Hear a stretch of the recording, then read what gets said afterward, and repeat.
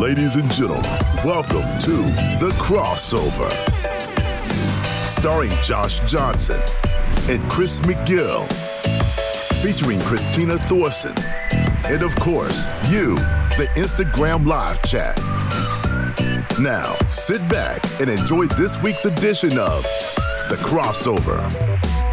Powered by Card Ladder. What's up, Josh? What? Why are you so red?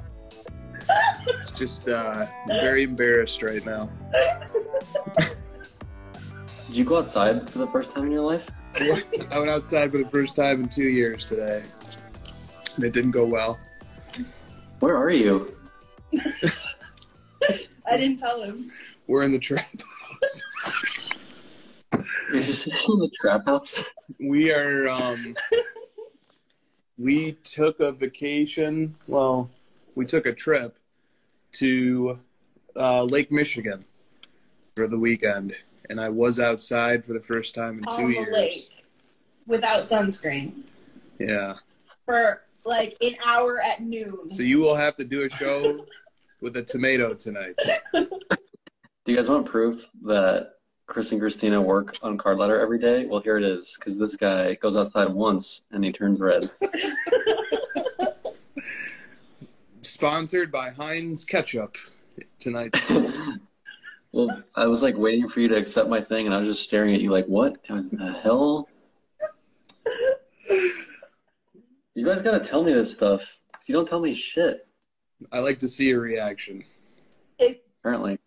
Christina's like, I didn't tell him. Like, looks at you like, I didn't tell him yet. And he's like, oh, God. I mean, if it wasn't crossover tonight, we probably would have told you. But we drove up, and then I immediately had a meeting. Let's see, are you red? No, I'm not red. No, she looks completely normal. Did you not wear sunscreen? No, he didn't wear sunscreen. How's that? That looks so much better. Man, that's going to hurt tomorrow. It hurts already. You're going to be peeling and stuff. I'm going to have to buy aloe. Did you wear sunglasses? No, I don't wear sunglasses. Corey goes, why is Chris so mad? He's really mad about something. I don't know. I can't figure it out. You guys... Jokic won the MVP. Take a chill pill, man. You guys got me thinking about these kids, these influencers. Were you wearing a hoodie today, too? Did I? I don't know. I was in here on a meeting, and you were out playing on the fucking water. Like, without... Skipping rocks? Look at how she's just outing me. She's like, I was on a meeting, and you were out playing on the water. You're just, like, skipping rocks by yourself, thinking. All right, let's go. Welcome to The Crossover. Dude, I feel like this is like you went to a tanning salon or something. I believe you that you're on vacation because of the background, so I can believe that you didn't just go to a tanning salon. Well, show him your forearm, like, next to your face. That'll show him that you did not go to a tanning salon. Yeah, you wore a hoodie today. Yeah, oh, my God. Yeah, I must have had the hoodie on. Okay, listen up. It's cold on Lake Michigan. It's We're not moving like on. It's Wait, warm. hold on. Can you what's the difference between these two pictures? I'm pumping the PMG red tonight, boys. I like how you even have the crossover title with the little red circle. My favorite prism parallel? The red. Oh, actually, you're right. I can prove that. I can prove that that's your favorite. Let's go. Go ahead. Start the show and I'll find it. Well, this will work nicely into our announcements segment. So talk about people not telling people things. let's go. Yes, I did say that. That's right. I'll take the red prism. So we are aligned right now. Well, right. Christina, that one was random. I'll tell you later. Okay. So welcome to the crossover. Is today Friday the 13th? Yeah. Today's my daughter's birthday, too. Oh, wow. Wait, I thought it was Sunday. Nope, it was today. Oops. Sorry. I thought it was Sunday too. Okay. Is the party on Sunday? What? Okay, anyway. Oh no, I can't hear Josh. Oh, there we go. You're back. You're back. We're good. I said, Chris is like, you have a daughter? All right. Friday, May 13th, 2022. It's got to be the first ever Friday. No, maybe not. No, it's not. All right. So, look, announcements. How about let's talk about PSA Magazine briefly. Sure. Shout out to Jack. Shout out to Jack Archer. Why don't you show your copy and then we can compare? Okay, here it is. Yeah. Here's the board. No, I got it because my father-in-law has a PSA Collectors Club membership, and he brought this over to my house for the birthday party. Cool. Okay. Yep. So it wasn't Jack that I got a Archer. copy of it. Jack Archer, Steve Sloan, and the marketing team, Ryan Green. Congrats to all those guys on the magazine. Nice. Kaboom or bust. Or kabust. Kaboom or kabust. And then Yep. we've got card ladder data galore in the PSA magazine. Oh, dude, that's nothing. Look at this. Starting here, this is card ladder data. You get the idea. It's like 30 pages. That's great. Yep, That's great. it. And then Check out the PSA magazine. Yeah, they totally revamped the magazine. And Nat does the CEO thing that Joe used to do still, which is cool. And then they've got a piece about Ken Griffey Jr., like all these like cool Ken Griffey cards. The Kaboom or Kabust. It's more like modern editorial and a little bit less stuffy. Does that mean to call the old magazine a little more stuffy? It's more edgy. It's more like modern, like the Kaboom thing, and there's more like, younger generation type modern cards. I'm blushing. Thank you, PSA. Okay, so yeah, guys, let's not just dwell on that for too long. Check it out. It's pretty neat, like kind of the way the price guide is organized. We sort of break it down by player and then show the price trends for each player of their key cards. It's a different way to do it that still feels familiar. So, okay, mail days. I did have an awesome mail day this week of a Jordan card that I'd been needing for quite some time, but obviously don't have it with me. So we're out of town. Do you have any mail days, Josh? Okay. I have the two that I showed yesterday, but I can show them here. That I opened live on my channel, on my live thing yesterday. Let's do it. So the Ultra Stars Gold Penny upgrade, and then the LeBron 2005 Bowman Gold upgrade. So I had an 8 and a 9, and now I have a 9 and a 10. Nice, very nice. And I've already sold the lower copies. I don't like to hold and like wait for the right deal on duplicates. I just send to auction. Very, I have no very patience. nice. Congrats, man. And dude, I'm supposed to have a bigger package delivered today, FedEx. It still says that it's out for delivery, so we might get a surprise in the middle of the show. That'd be cool. That's a little late. But it is 9:15. Yeah. All right. Why is everybody tagging Ken? He might already be watching. He watches this show from time to time. Somebody fill me in. What's going on? All right. People want to see what he thinks of Red Chris. Okay. All right. Let's get to the first question. You okay with that? I was gonna show the price guide or the grade ratio if you want to do that, or we could save that. We can definitely do that. Go for it. So we added something new, and we haven't talked about it. I don't even know if anyone's noticed, but we added a slightly new thing to the app this week.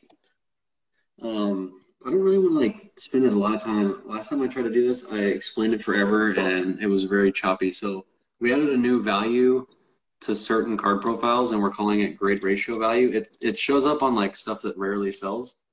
But basically the premise is like, for example, this PSA 10 gold, super rare, super high end. Our CL value shows 533, but it's low confidence because it hasn't sold since 2017. We've implemented a new way to show a different price by using a similar grade of the card where the two sold in the past. So that actually spits out 918. And if we go to a compare on these two cards, you can see that back in 2017, when the last time the 10 sold for 24, and the 9.5 sold for 11.9. You can see that.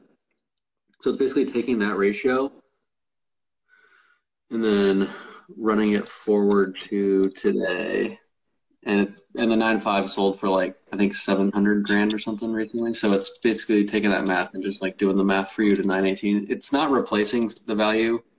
It's just kind of a different data point for you to look, and we have a white paper about it. So check it out. You might see it on certain cards, and you might think it's interesting. I think it's an interesting extra point. We thought about replacing like the CL value with this one in the cases that it shows up, but for now we're going to keep them separate and see how it goes. Definitely. Yep. It's another tool in the collector's tool belt. So, okay.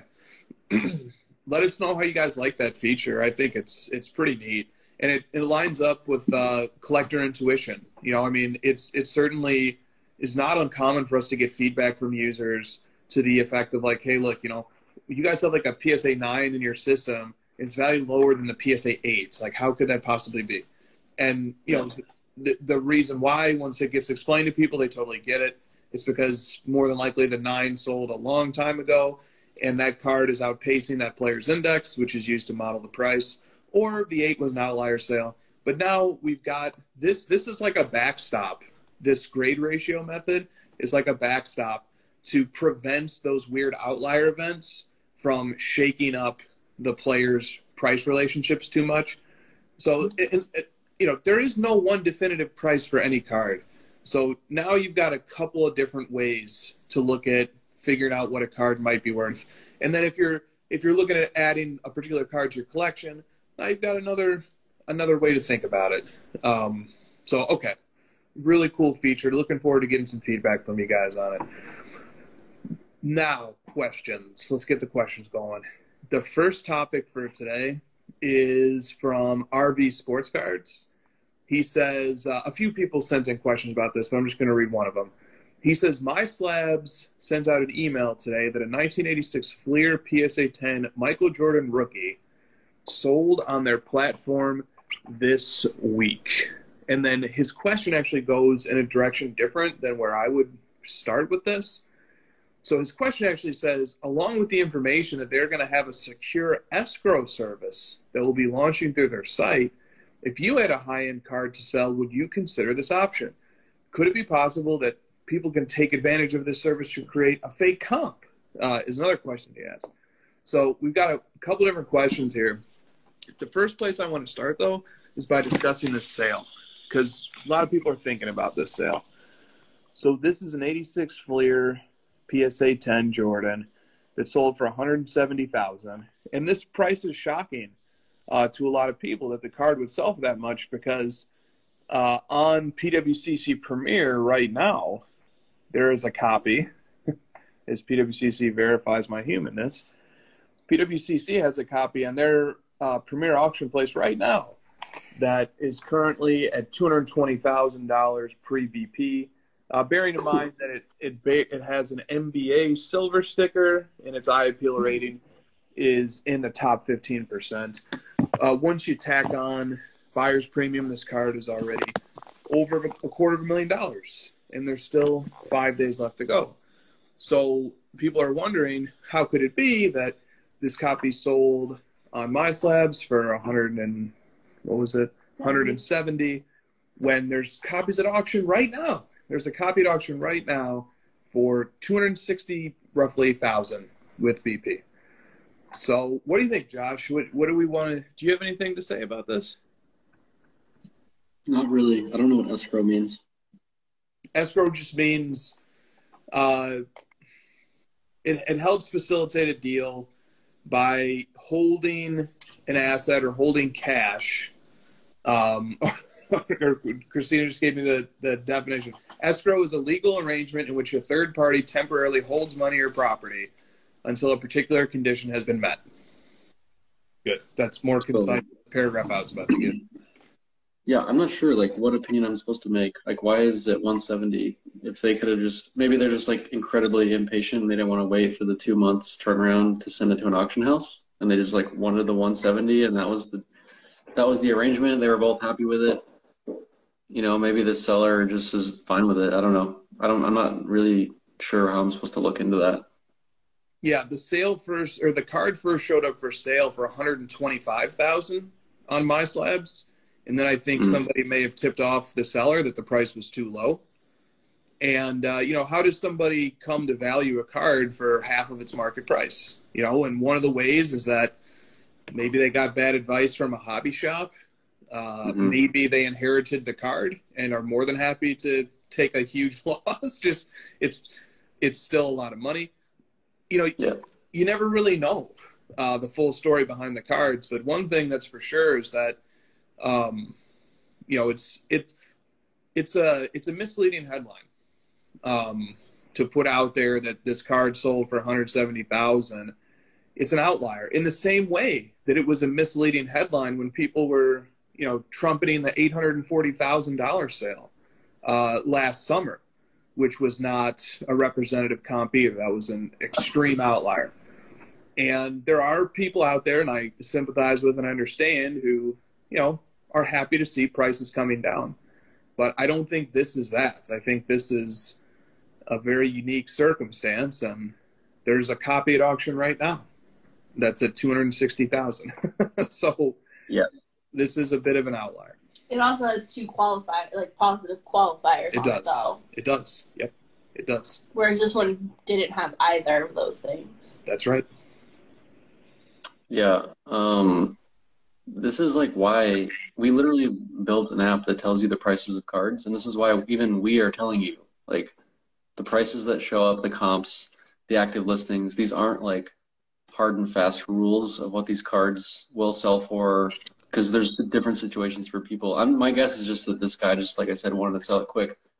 That doesn't mean that your entire portfolio should automatically adjust and you should panic sell yours at 170, and we should all start throwing our cards up for 50% of the last comp because of this one thing. That's why it's better to use all this data and use these tools to figure out kind of for yourself what do you think it's actually worth. And that's why the all-time sales history is so important to us, because it's like, yeah, you can look at the CL value, you can look at last sold. You also need to look at like the last 10 sales to really get a full picture. And you need to look at the fact that we flag the sales for like, hey, PWCC top 5. We try to call all this stuff out because it's important you spend time researching every little aspect of it, especially when you're going to be spending $250,000. Like, you need to know what you're buying.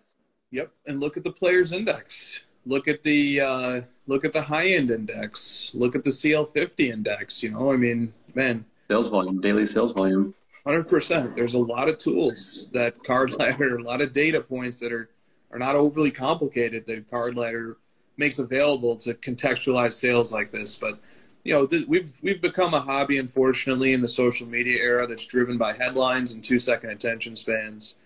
And so, understandably, there was a lot of snap reactions to this, which is unfortunate. And as hobby content creators, I think it would be beneficial to us if we were a little bit more cognizant about what if we think a little more about what's the reaction going to be if we put out a sensational headline that probably isn't telling the full story here. And I'm not an advocate of the Jordan Flier PSA 10 57.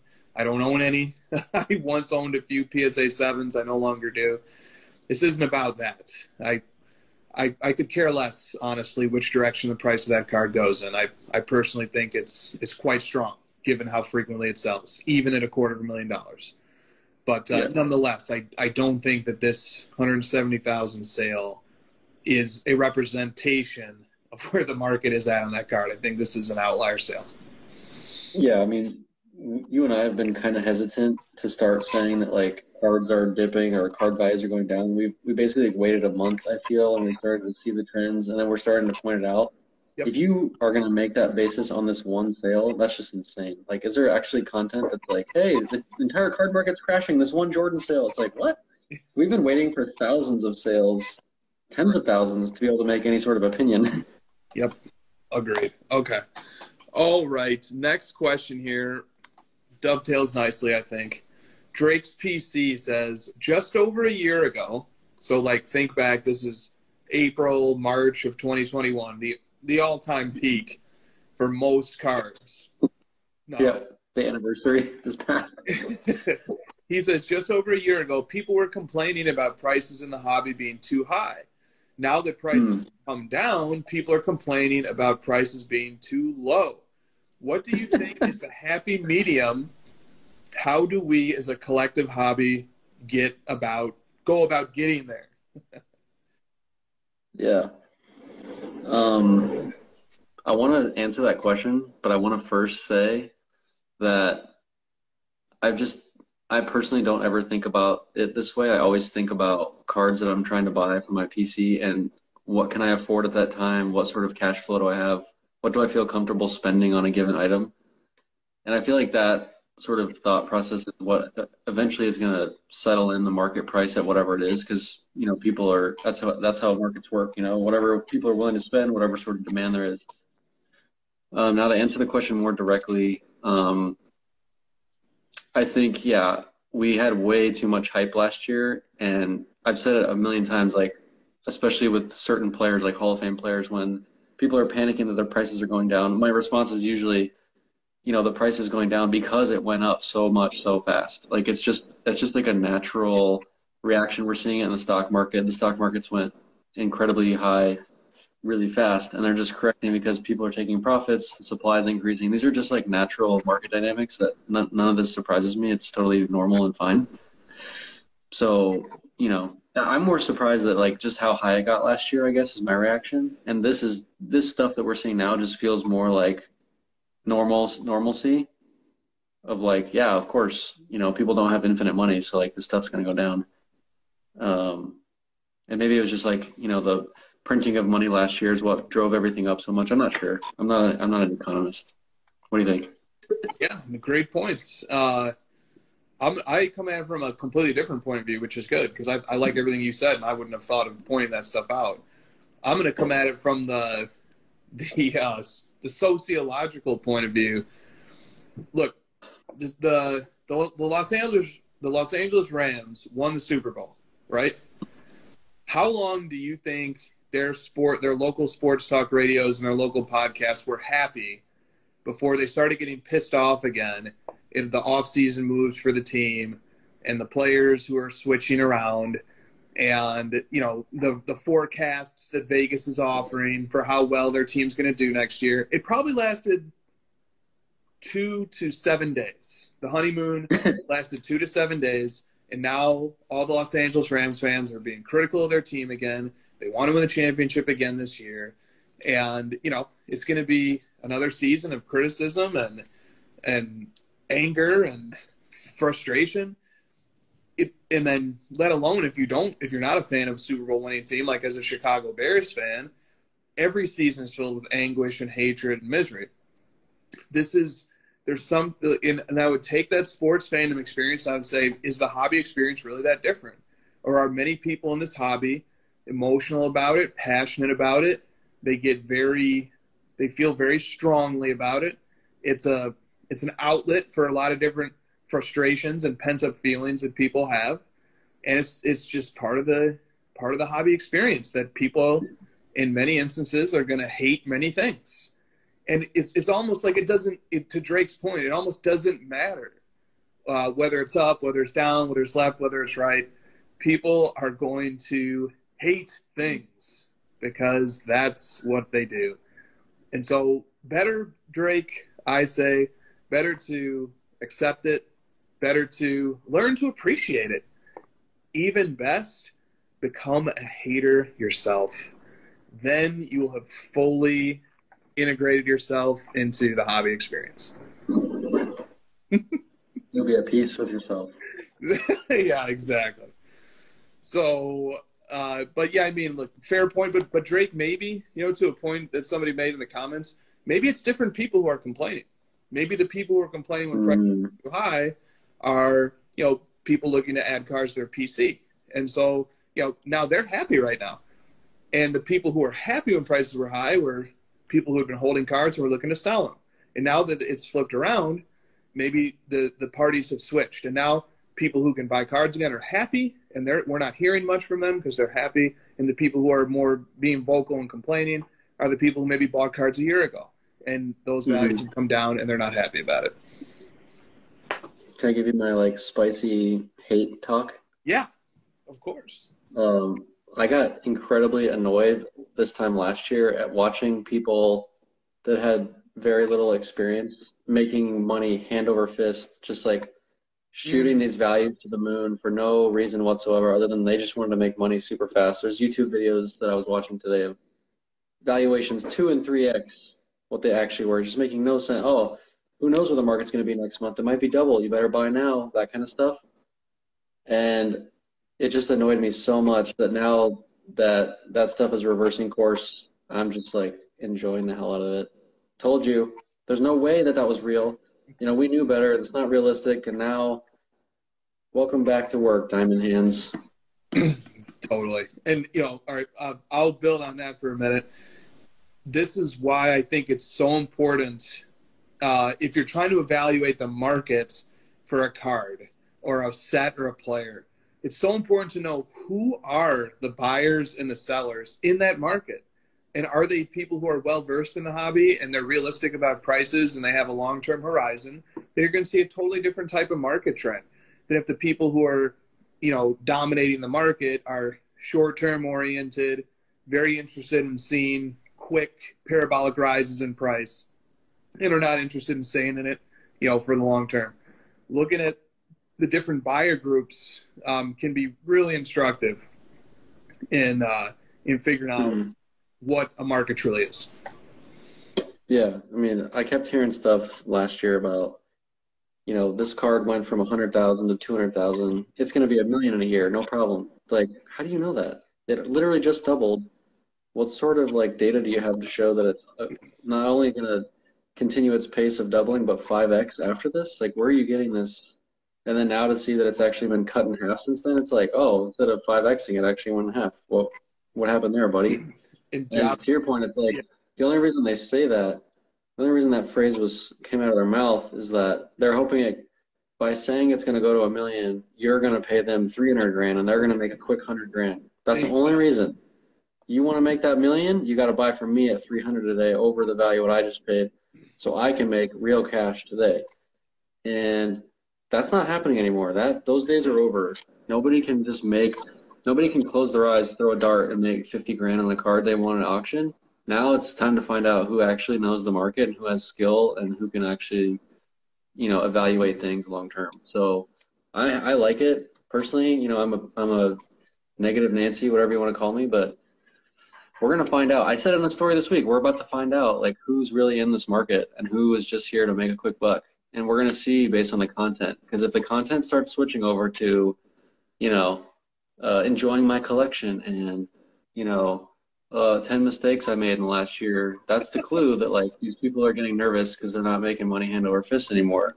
Yeah. And the people who are true collectors are getting excited because now they can start plotting, when can I actually buy stuff that I feel has good value now? And I have been waiting for 2 years because nothing had good value. Now there's going to be good value to be had, and save that. If you've been focused over the last 2 years, you've been saving your money waiting for the proper time. Now's your chance. So it's I don't want to be a jerk and just continue down that path I was, but it's interesting that the people that were really excited last year maybe aren't now. To your point, the people that were annoyed last year, like myself, are excited now.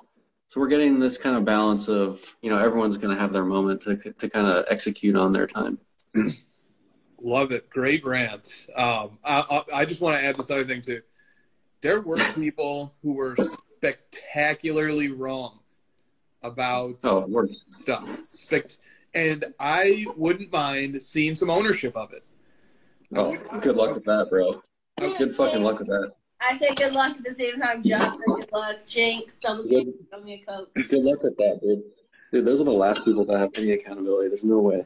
Do we need to start calling some names, or somebody should hold these people accountable? I'd be careful, though. I heard one guy tried to hold a content creator accountable, and then he got threatened to get sued.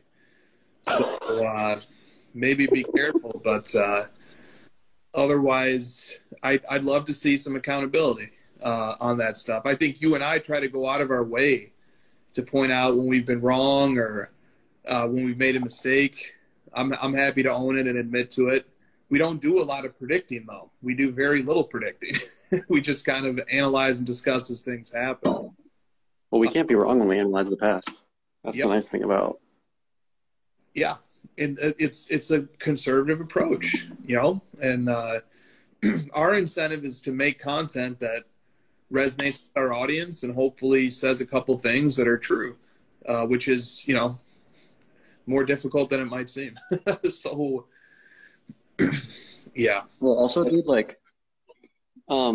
we were very, very critical of the, top 5 pick stuff for a while because we felt that not only was it, disingenuous to make that content, and it was probably going to prove to be wrong in the future, and you're just kind of, you're really putting yourself at risk if you're wrong. You're just going to look bad. But also, we've felt strongly for a long time that if you teach someone the principles and the foundational pieces to the hobby, instead of just giving them the picks, they'll actually be more successful regardless, right? Like, they're probably going to get burned on the top 5 pick thing.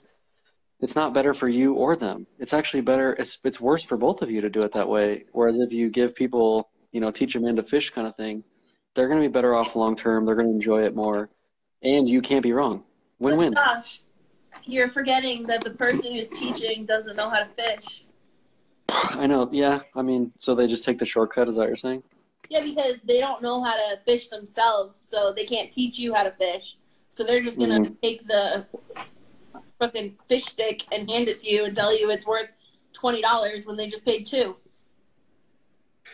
Yeah, the other piece that I really like about the approach we've taken in regards to that is, like, if we don't know something, we'll just say we don't know. Like, if I don't know how to fish in baseball or soccer or F1, we'll point out the data. We'll do our best to kind of analyze what's happening, but we're not going to even try to analyze the future of it because we don't know that market, 100%, man. Okay, let's move on. Got a lot of stuff to get through today. Blinding 90s says, what are the chances of – I couldn't believe this question. What are the chances of Josh one day acquiring a Michael Jordan Grail? To which I said, he already had one. Two. I had the rubies, bro. That's right. Okay, so what do you want to say to Blinding 90s, who also messaged me following up and said, I know he already had some, but I'm wondering if he'll ever have more in the future?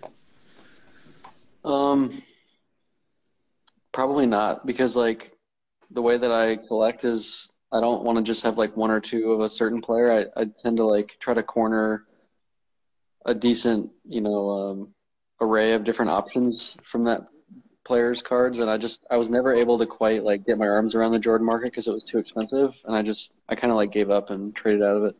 Yep. Oh, should I do this? Oh boy. I think you should. I should? Yeah. You're gonna hate this. That's okay. This is all I'll say about it. There are 2 Michael Jordan Grails, plain years, 90s Grails. And I consider 98, 99 a plain year. God, you're so annoying. That are on eBay right now. I won't say anything more. They're on eBay, and they are pretty reasonably priced. And I'm actually trying to buy one of them. I hate you. Such an idiot. That's not what I thought you were going to say. Christina, I think the sun is warping his brain. But he does this without the sun. Right. I know. I'm just trying to sneak in as many red sunburn jokes as I can. Let's just see here. I mean, I've already gone this far. No, god damn it. Just show the other one then. Show one of them. I'm showing the other one. I'm not showing the one that I want. You guys will never figure out the other one. Oh shit. So this is at auction with a high starting bid. The absolute dumbest way to sell a card, FYI. Show us the bid. Well, what do you think it is? But what card is this, by the way? Tell the people what card this is. That's the grand finale hand number. I know why this is the one you're showing us, because it's hand numbered and you don't like hand. So they're hand serial number to 50. I think these cards are fucking sick, dude. The holofoil and the hologram thing look is just so sick. I'll get what's the grade that bumped it down? A centering, or what is it? Surface. Edges 7, surface 7.5. The other two are 9. It's playing years numbered to 50. Rare parallel of Michael Jordan. Starting bid of $30,000 or something. I don't know. So the starting bid is 50. Okay. Yeah, 50. I don't know that I would pay 50 for that. Okay. If only we had a data tool. It's quite a few steps down. Yeah, you could probably just find that one on sales history. I feel like it's sold recently quite a few times. Okay, so January 23rd of this year, a BGS 8.5 with PWCC Premier did 50. And that's, so it's a little high. Yeah, that's about what it's worth today using the card letter index valuation method. I feel like you just accidentally showed the other one. I did. I'm going to be hawking eBay after this to find the other one. You want to know what's really crazy? The seller of the other one is located 45 minutes from where we live. So that's why you're at Lake Michigan then, right? No. I wish.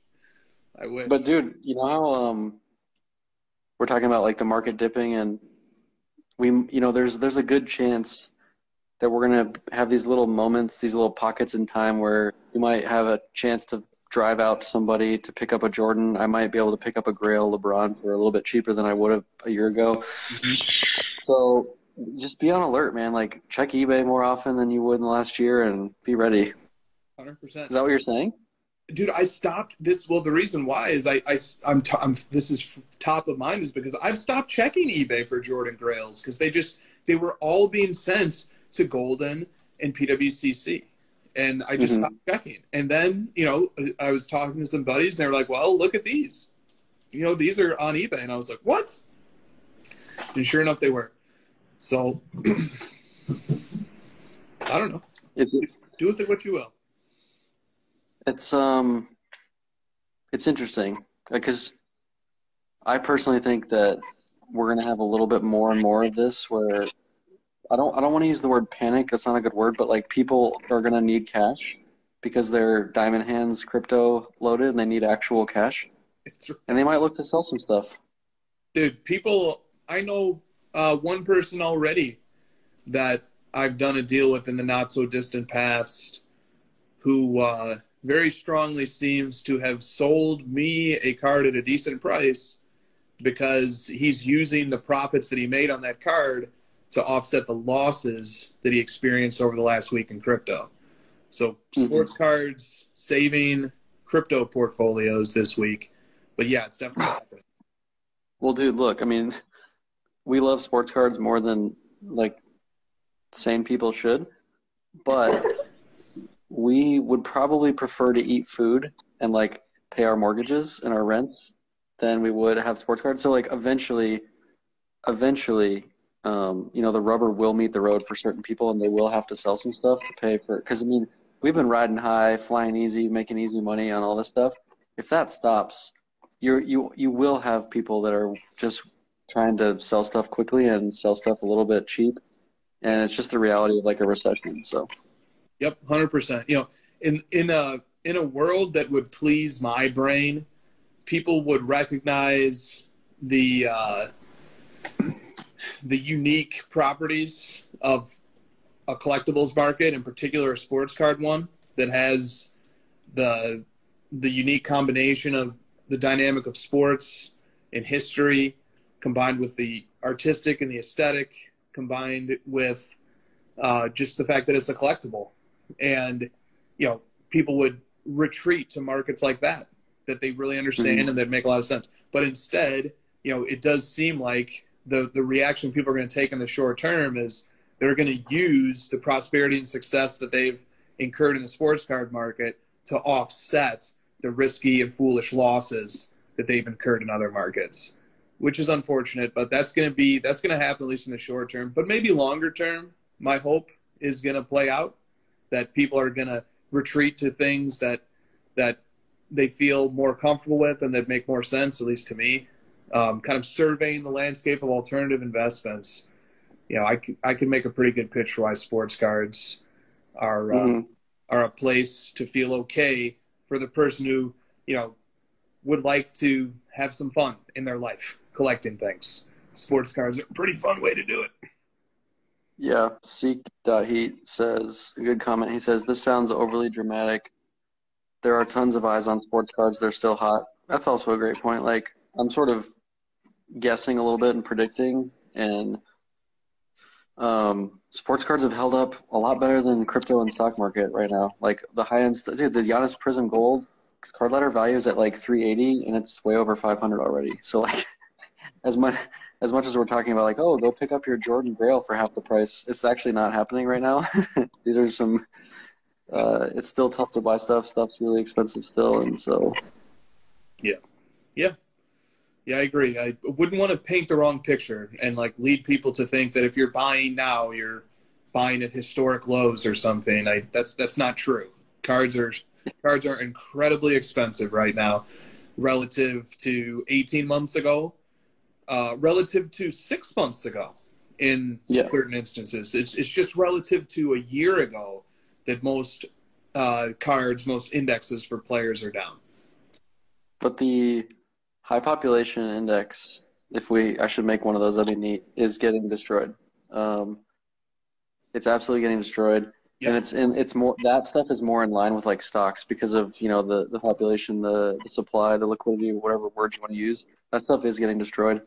And the high-end stuff is kind of interesting because in a recession, I feel like there's a pretty simple like story that can be told of the guy who is tired of getting clobbered by inflation, tired of getting clobbered by stocks and crypto, and he wants to put it into something. He or she wants to put that money into something that they know won't sell, and so they can't get clobbered because there's no comps to prove the value went down, and they'll just buy something super high-end and rare. You know what I mean? And it's like, I'm not going to lose money because this thing isn't going to sell again. So you tell yourself the value isn't going down because it just won't sell. That's a really interesting take. Isn't that like a kind of a thought of like buying real estate or buying, really high-end art pieces? It's like the value can't go down on this because I'm the only one that owns it. Yeah. That's what NFTs 101 is so good for, except for those goddamn pandas. I suppose that's true. Okay. Tiger Jordan 311 says, is having 200 eBay saved searches too many? You answer first because you have one more than me. No. And I don't know if 200 is still the upper limit or not, but why not have the upper limit of saved searches? I mean, why not? That's what I say. I think I only have like 30. I feel like I'm like not even. I feel like you don't even like me anymore. I have so few. Nah, dude, I have so many too, and honestly, I only check 10 to 20 of them regularly. Yeah, it's tough. Yeah. It's like there's like some number out there that this is the number of friends you can have. I can have up to, like, you can reasonably maintain, I think, 150 friends or something in that ballpark. It's like that's like the so number. Many. That's so many. I know, but that's like I was thinking like 4. Dude, I was thinking like I have to look this up. 3, and it was like the 2 of you and Nick. Like, yeah, I'm like Peter. I'm like, some people are hanging on by a thread. Okay, here we go. A study shows that 150 is the maximum number of friends that you can have in a lifetime. Okay, in a lifetime. Oh, a lifetime. Okay, a new study. That's so many. Okay, but this is a new study. So a new study has put a question mark on the famous Dunbar number. So it was named after Oxford professor Robin Dunbar. Dunbar's number is 150, which equated to the number of meaningful relationships that one can have in a lifetime. 150. Okay. Yeah. Okay. So I'm tying that back into safe searches. You can only have so many meaningful safe searches before it's just they lose meaning. Yeah. I mean, the friend count thing, like, I'm like, please don't take offense, but I just can't have this many friends. No. And maybe I misstated what it's a big question. Right? Is it 150 at the same time, or is it 150 over a lifetime? No, lifetime. Yeah. Lifetime. But I'm reading a New York Times article now. This is in a 1993 study. Robin Dunbar, a British anthropologist, does that make you happy? A British anthropologist theorized that humans could have no more than about 150 meaningful relationships. Period. So that's why I thought it was at one time, but maybe it does mean over a lifetime. I don't know. 150. Can you even my head would explode. Yeah. Well, a meaningful relationship, maybe they're being liberal. What does that even mean? Like,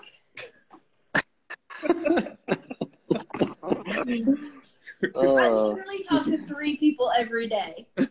I was going to say, can the audience tell that Christina doesn't have 150 friends? I don't think I've ever had 150 friends. Like, over my entire life, yeah. Even, like, in high school, I'm like, God, will you all just... Well, in my high school, my entire high school class was 104. So, even if you counted every single girl that was in my class, there were 104 of us. So, 103 when you don't include friendship with yourself. Save some of it for your autobiography. All right. I feel like this is the part where you say, like, you got to be friends with yourself first before you can... Okay. All right. Do books count as meaningful relationships? We've given a meaningful answer to that question. Next card up says, where is the best place to look up your players' short prints and super short prints?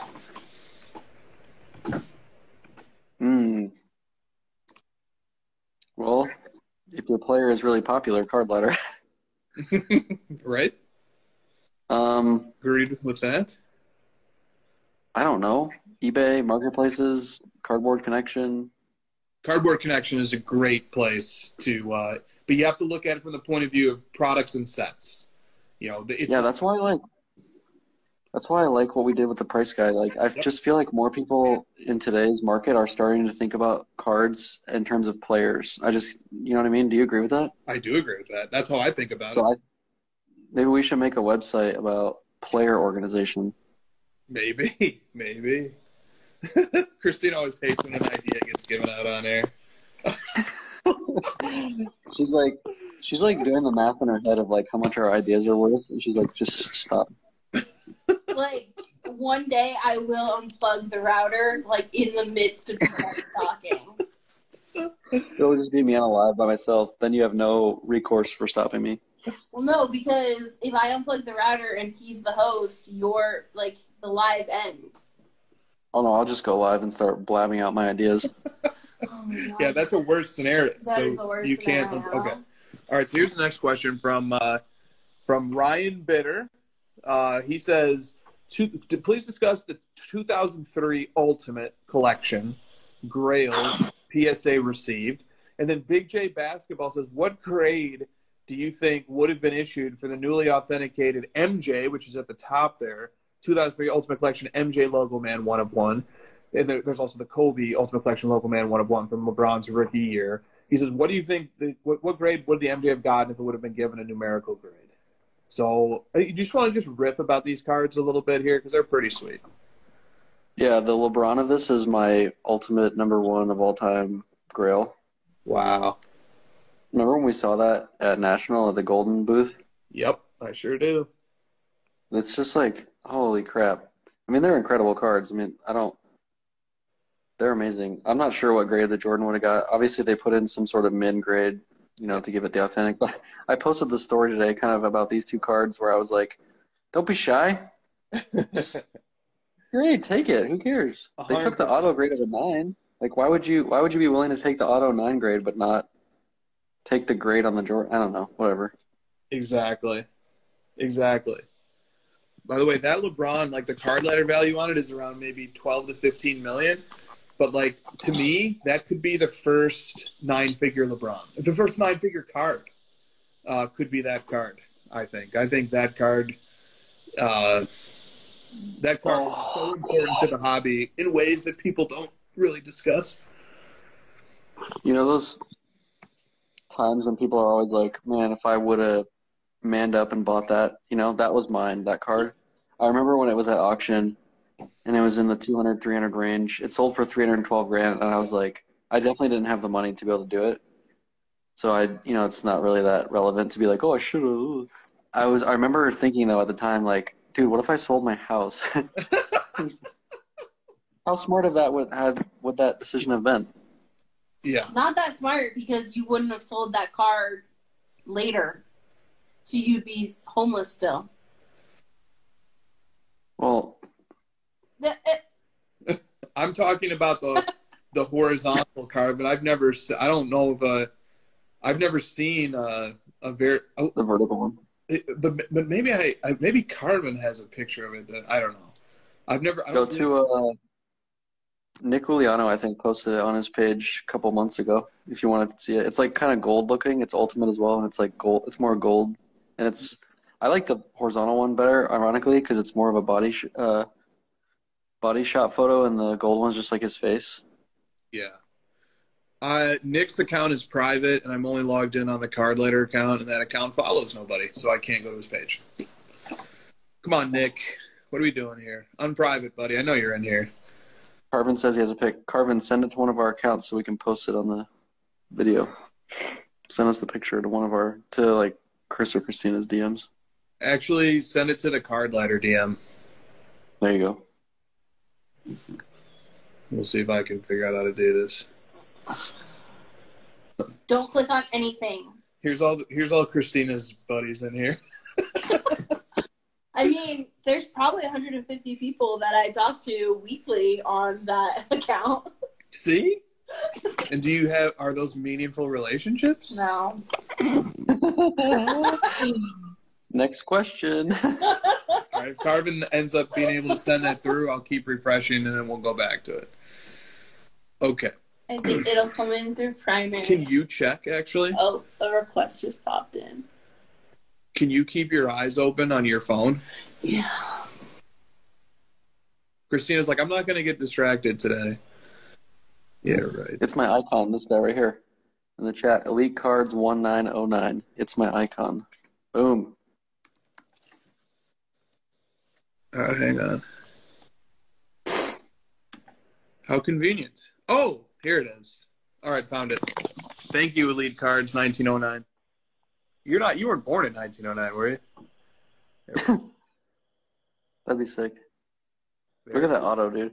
You know what I love about LeBron and MJ? We've said on the show, those guys like see the card and they're like, holy shit, I should sign this one different. Yeah. Yeah. Look at that, dude. He fucking like had the wherewithal to be like, I should definitely like sign this like a baller. Yep. Or someone signed it for him. Oh my god. This isn't Luka. The autograph is such an important part of the aesthetic presentation of a card. It's huge. It's maybe the thing that the eye goes to first or second. And then there is a picture of the horizontal. Which one do you like better? Well, I love the way the slab makes the card pop. So it's tough to judge. I'd love to see this card in a PSA slab to make the comparison, but it's tough to deny that horizontal, man. Yeah, plus the horizontal, like the red, and the red from the logo to his jersey to the PSA slab, like it just draws your eye better. Nice action shot, bit of a cleaner design. Honestly, I hope that's not someone's, but that one kind of looks like the picture is something that like it looks like an obituary picture. Yeah. It's a Like little it looks like something thing. in the newspaper. Like this person died. We know what an obituary is. Okay. He looks so young in that other one, not that one.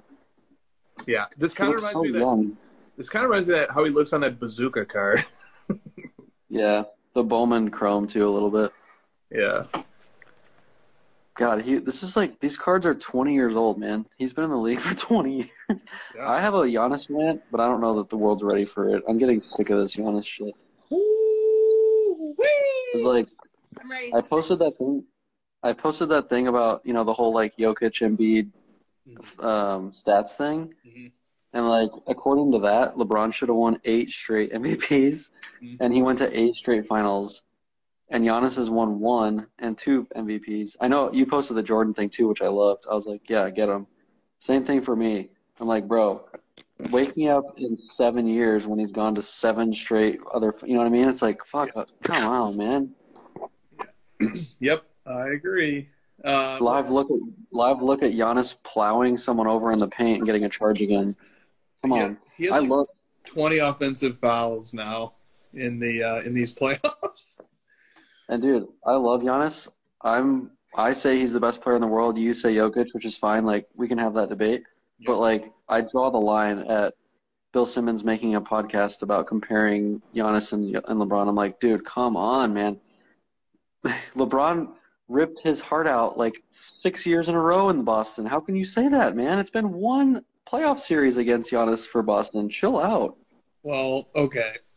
Well, according to Bill Simmons, who went on a very long rant in his last podcast, this Boston team is the best Boston team to ever come out of Boston since Larry Bird. So, whatever. Like, that rant was ridiculous. I did make...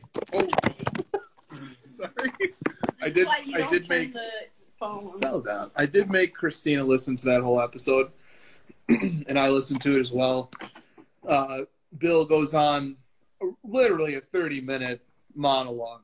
No guest even. He just said, forget the guest.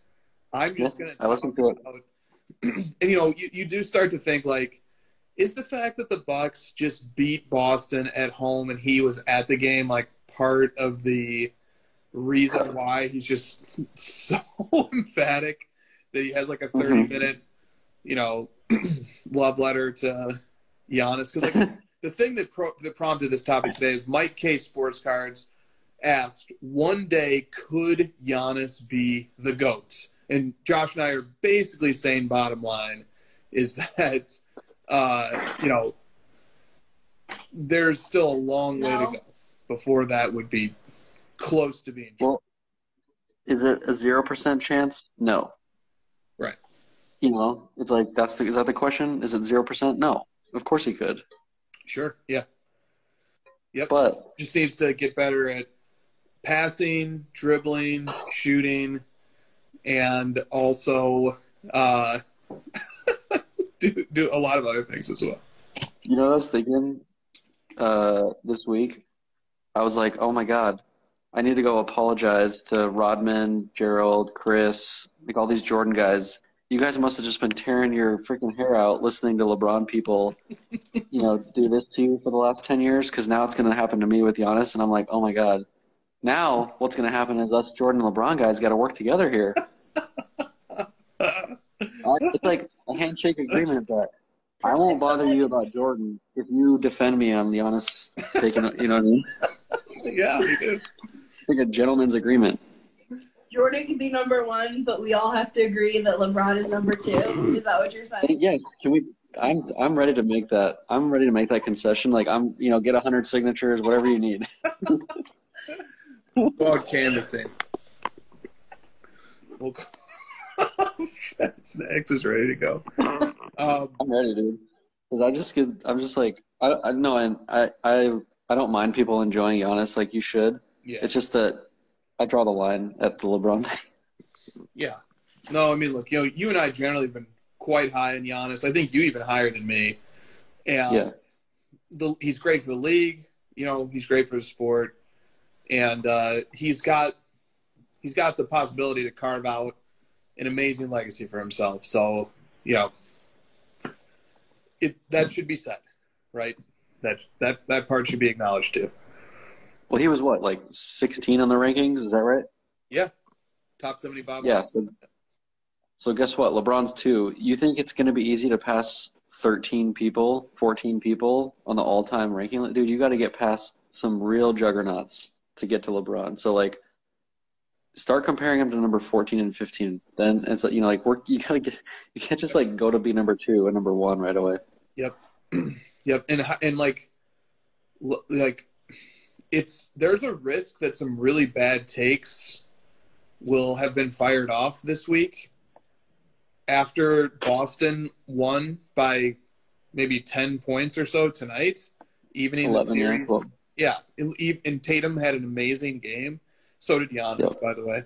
But evening up the series 3-3, and then Boston is going to be a home favorite to win the series. If Boston wins this series and then Giannis goes out in the second round, like, we really need to pause for a second and say, you know, maybe we got a little bit ahead of ourselves. Well, you know, I can even, if I really wanted to be mean, which I won't, I could make the case if he's going out in the second round this year, I could draw the connection between him going out in the second round 2 years ago and say that last year was a toe away from, you know, like a fluke where he, you know what I mean? Totally.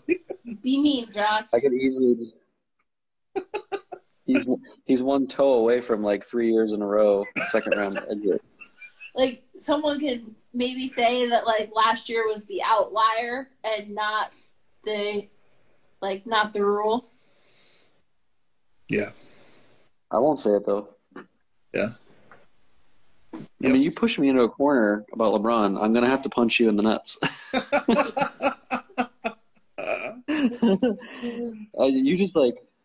You just have so many more, like, trump cards than me with Jordan. You're like, hey, why don't you get 6 finals MVP? You know, it's like, this just looks so silly when you post all that, like the first team NBAs and defenses and scoring titles. Yeah. You're almost there. You're 10% of the way there, buddy. At least LeBron's like 75 or 80% of the way there. Oh, yeah. Well, LeBron's got other stuff. LeBron's got all-time points in playoffs and regular season. LeBron's got a bazillion straight finals. LeBron's got, you know, advanced metrics for days. So, you know, it's complicated. It's a bit more complicated. But when Giannis comes into the discussion, it's like, okay, we're not talking about the same thing yet. You know, we can, right. but people always want to say, you know, forecast, like, is this guy potentially on a path? And let's say that Giannis wins the championship this year, then, yeah, the path does start to look more and more doable.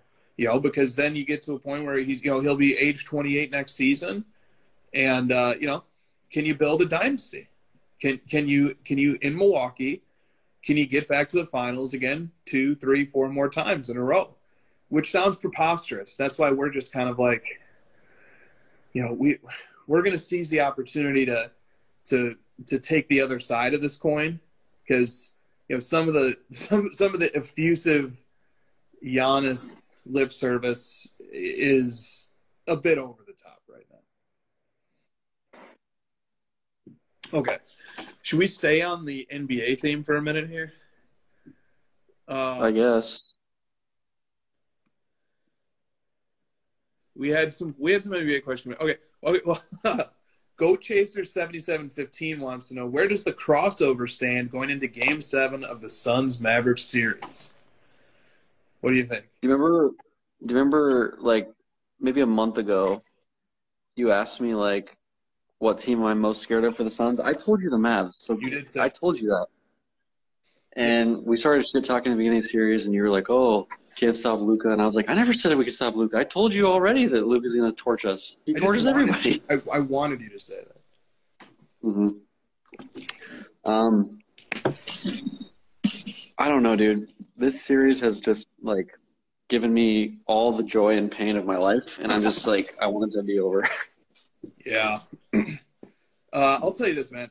I almost even was going to tell you this before Game 6, but I didn't want you to think I was doing some stupid reverse jinx thing. But I was going to say, if the Suns win tonight, Like, they really deserve it, and I hope that they win it all.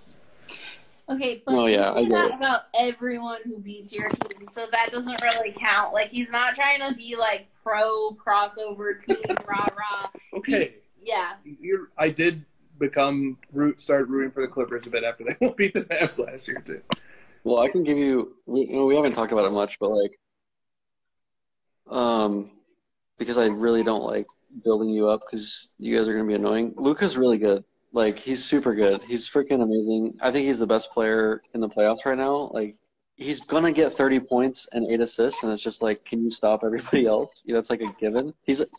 And I told you this before. His comparable is LeBron. And the reason I say that is because you know what you're getting. You're getting your 30, you're getting your 8, and he's going to control the ball. He has a high usage rate. The team kind of comes and goes with how he plays. But he just has so much control of the game. It's like he makes you figure out, like, oh, do I want to stop the wide open threes, or do I want to, go one-on-one and get pounded in the paint? Like, you have to decide, and you're going to get torched on either. And that was LeBron for me for like 15 years. Every team that I watched. And I don't want to just make this a LeBron versus Luka thing. I won't do that. I'm proving the point that he's really good. And the Suns just simply don't have anyone that good. Like, Booker's, he's talking his shit. I don't know why, because he's not the best player in the series. The Suns have a better team still, in my opinion. They have more depth. They have, I'd say the Suns have, the second, third, and fourth best player in the series. But Luka's just so good. Well, Brunson's probably, you could probably argue Brunson's, third or fourth. But Luka's just so good that, that's what scares me. He could just win a game. You get to a game 7, you mess around, you can't win on the road. All of a sudden, you're staring down a fourth quarter where Luka's got 40. You just might lose. And so if the Suns lose, I'm going to be annoyed. But I've kind of it's been a long series. And so I'm just I'm ready. If the Suns lose, I'll be okay. If they win, I'll be happy. It just is what it is at this point. That's how I think we feel about the Mavs, too. And, expectation setting for the Mavs or the Luka collectors out there, the Suns are 6-point favorites. There has not been 1 minute of the series played in clutch time, meaning there hasn't been a single second in the first 6 games where the score was within 5 points. So Suns have had a 20-point lead in the fourth quarter of every home game. Okay, so there we go. So, there literally has been night and day depending upon home versus – What's your take on that? How do you even analyze that? What is even there? It literally went from me, dancing on your grave in Game 5 to being holy shit, the Suns are the worst team in the NBA. How is this possible? Yeah. Yeah, well, I'm reading a book right now that talks about variance in basketball. And the point that it points to a study that said in order to determine with a 95% likelihood that the better team actually won a series, they would need to play a best of 23. That's the sample size that you need to know that there's a 95% chance that the better team won. So in best of 7, there's variance. There's going to be shot variance. Games are decided at the margin. Luck is involved. It's when you're the underdog, you prefer a shorter series. You want a 7-game series so that there's a greater likelihood that something lucky can happen. Whereas the longer the series goes, the more likely it is that the better team wins. And I don't think there's a single person out there in sports media who's saying the Mavs are the better team. So if the Mavs are to win, they will have had some luck break their way. And they will have broken a home winning stand in this series. It's just been pretty crazy. I haven't seen luck.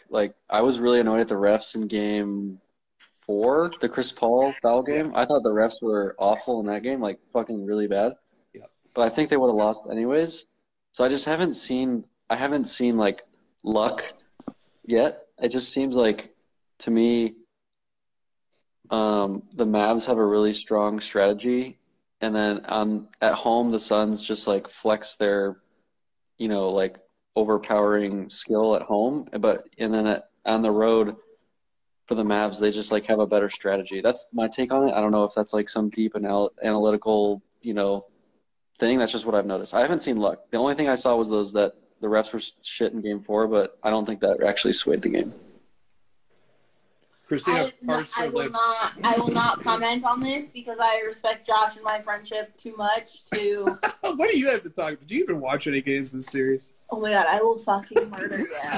I've been... He was messaging me at the beginning of last night's game, and I was like, Christina, I'm not responding. I'm watching this game. Yeah, because I had it on, and I can't listen to those fuckers, so I read emails while I have it on. Because every announcer is so pro-Phoenix that it just pisses me off. That's not true. Those announcers love Luka. Oh my god, get the fuck out of here. No.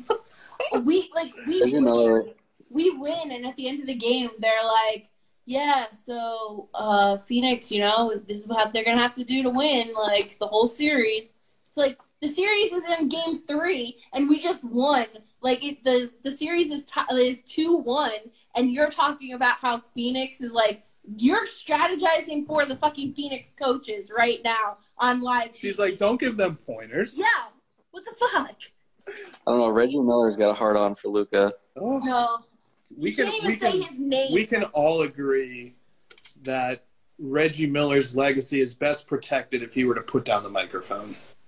Dude, he's awful. Just give me JJ Redick. He was great, right? He was smart. He said something that I never heard before, but I can't remember it now. So it wasn't that good. Yeah, the announcers, they do kind of like say like, oh, the Mavs are hitting their threes. And I'm like, yeah, because they're fucking wide open. Like, why do you guys keep saying that? Like, fans in Phoenix are like, oh, the Mavs are just hitting all their threes. Yeah, because they're fucking wide open. Of course they're hitting them. Yeah.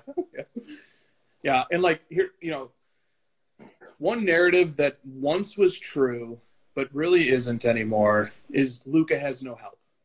He has help. Dorian Finney-Smith made 8 of 12 threes in a game. Jalen Brunson's averaging 24 points a game in the playoffs. Okay, I'll say this.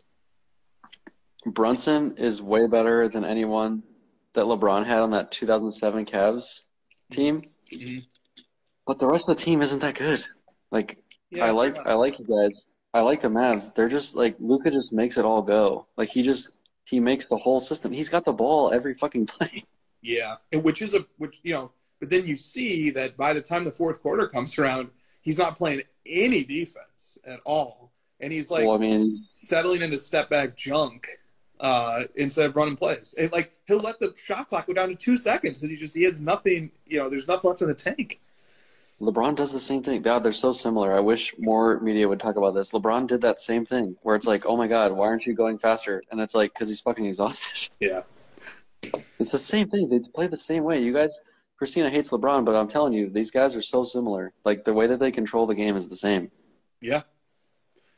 Christina's starting a LeBron PC right now. I am not. So, you don't have to like LeBron. You guys, everyone hates his off-the-court stuff, which I don't understand because he's, like, the nicest person. I don't understand that, but that's another day. Yeah. They're similar. Yeah. No, I think they are, too. I also don't blame anybody who hates Luka.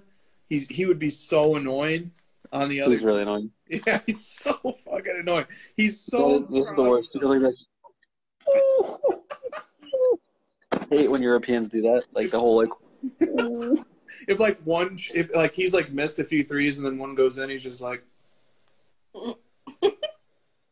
Yeah, I mean Booker's annoying too. He's like stealing the ball from Luka. I'm like, Booker, just shut up, dude. He's not good enough to be doing that. Yeah. Oh, when Luka's walking the ball to the ref. Yeah. And Booker steals it from him. Yeah. Yes, we know the play. Well, I just even Jessica when he's stealing the ball from Luka, I'm like, Booker hasn't stolen the ball from Luka that much. It's just like after Game 5, I was like, oh my God, the fucking Suns own the Mavs. And then after Game 6, I'm like, oh my God, the Mavs own the Suns. It's just like, what have you done for me lately kind of thing. It's just these games are such big swings.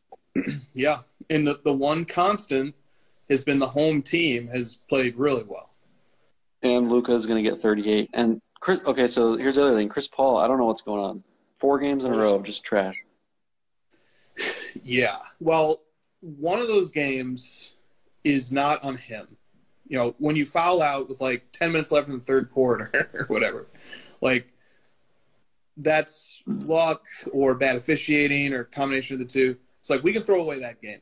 But he has had 3 games where dude, remember there was a sequence twice in the Pelican series where he single-handedly won the game by just going berserk in the fourth quarter. Mavs, game 2. And game 2 against the Mavs. Although, like, I think they were going to kill the Mavs. They killed the Mavs like 8 ways, and one of them was Chris Paul going berserk. But, like, he hasn't had a single play that looks anything remotely like that fourth quarter of game 2 since then. He hasn't had a single, like, screen at the top where he's getting to an open spot.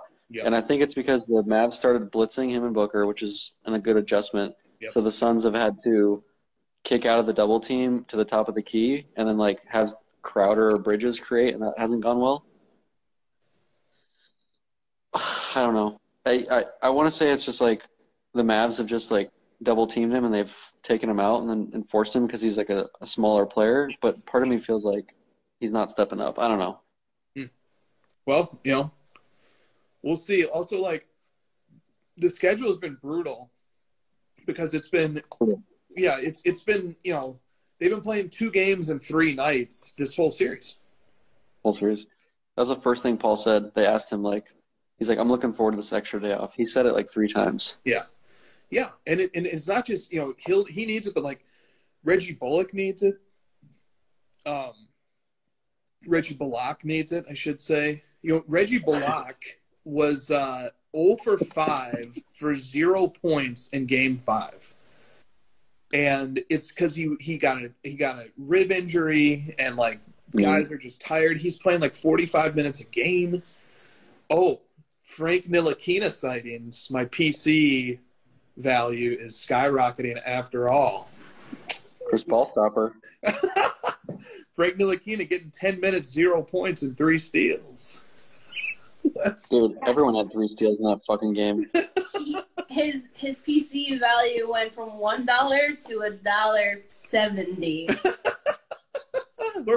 We're on the upswing, baby. It's almost doubled, Josh. Frank the Tank. I can't believe the Game 5 and Game 6 swing. It makes no sense. Like, I watch a lot of basketball. I don't understand it. Is it just to me, it was the role players of the Suns at home are just, like, really good, and then they're really bad on the road. But that's me analyzing the Suns. I don't know what's going on your side. Dude, Reggie Bullock had 19 points in Game 6. He had 0 in Game 5. What's the difference? People yelling at you instead of cheering you? I don't know. It's a really interesting question. Are you happy? The human psychology. Oh, sorry. Go ahead. Maybe the human psychology. Am I happy or sad about what? Are you happy or sad that Cameron Payne is not playing right now? I don't know. Like, do you prefer Shamet, or do you wish that they would go back to Payne? I prefer Shamet. Payne sucks. Yeah, I think that's how I feel too. So I think that was. I'm just praying you guys play Dwight Powell 30 minutes. Oh my god! You guys like have this like in Game 6? He snuck him back in for like extra minutes at the end of the first quarter, and I just about turned off the TV. You guys have like a secret weird death lineup with Block, Finney-Smith, Kleber, Luka, and Brunson. Yeah. And those guys play like 39 minutes apiece. Yeah. Yep. Exactly. Exactly. Did the Warriors win? The Warriors ended up winning by like 15. Yep.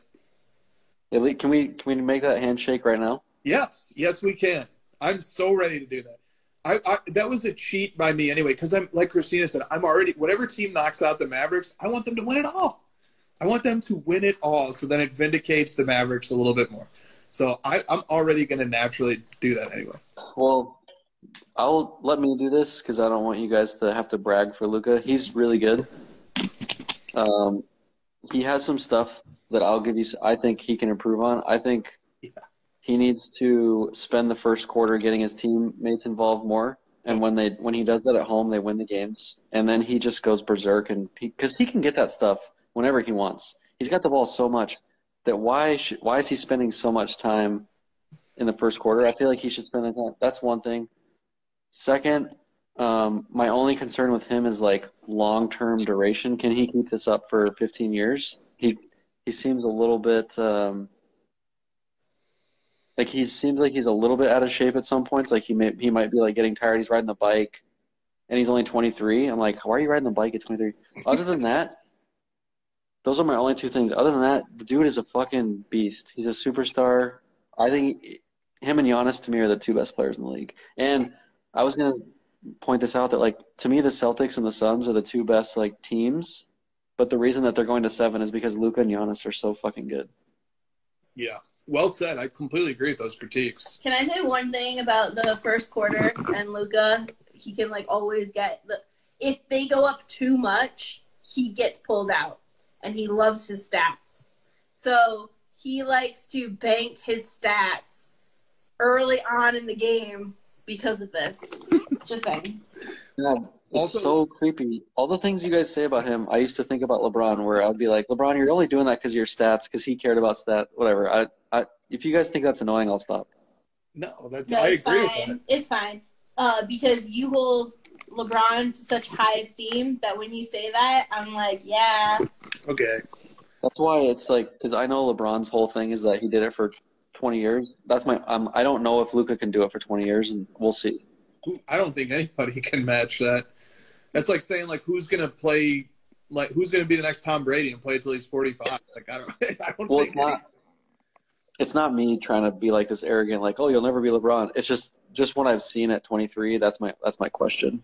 Yep. Well, he's already been playing professionally for 10 years at this point, though. True. Do we bank in, like, he's been a professional athlete for 10 years? Well, that's why he has so much mental toughness. The dude is, like, I haven't seen a 23-year-old this mentally tough. Yeah, that's true. And, like, the thing that worries me a lot, too, is, like, he needs a lot of pressure, I think, to play his best. And even if he gets up, like, 10 points early, he starts taking plays off, launching garbage shots, and that's maybe partially, endurance, partially just mentally not feeling the pressure he needs. But, like, he definitely is a guy who plays better when the pressure's on. I've learned that. Has anyone ever sat him down and shown him the points per possession on his step-back 3 endings versus everything else? Because it's got to be, like, way worse. I guarantee you it was not Jason Kidd. Because, like, Jason Kidd. Honestly, like... Coach Pockets. Yeah, go ahead. He just does, like, 3 under-the-leg dribbles, and he's got a layup versus a step-back 3. I'm like, do I need to explain this to you, bro? Oh, it's so frustrating. Especially, like, when he shoots 1 for 10 on threes in a game. Then is he tired? Is he doing that because he's tired? Maybe. So just give it to Brunson, do the stupid screen and roll, and get Shamet on you, and then go one. Like, they get that whenever they want. It's so annoying. Well, that's why having Brunson and, like, Brunson actually having a breakout season in the playoffs is so good. Because, like, Brunson is a guy who can do some pretty interesting stuff. But you have to give him a chance. Let Brunson run some plays. Let Dinwiddie run some plays. And then, like, Luka, when you're not running the plays, you need to be still doing stuff off the ball. You need to be setting picks. Yeah. You need to be cutting to the basket. You cannot stand 35 feet from the hoop and just stand there. And then still somehow be the last guy back on defense. My analysis on this series is that the Mavs are much better at getting mismatches and ISOs that are beneficial to them.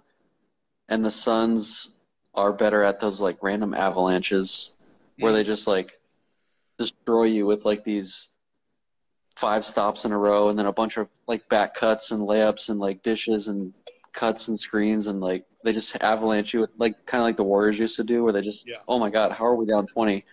And the Mavs are just really good at, like, slicing and dicing you down 2 points every possession. All of a sudden they're up 20. How did this happen? Yeah. That's my analysis. How do you feel as a Suns fan about Ayton? Because, like, in Game 6, I thought Ayton was still really good, really efficient. He's a mismatch for anybody that Dallas can throw at him. How do you feel about Ayton?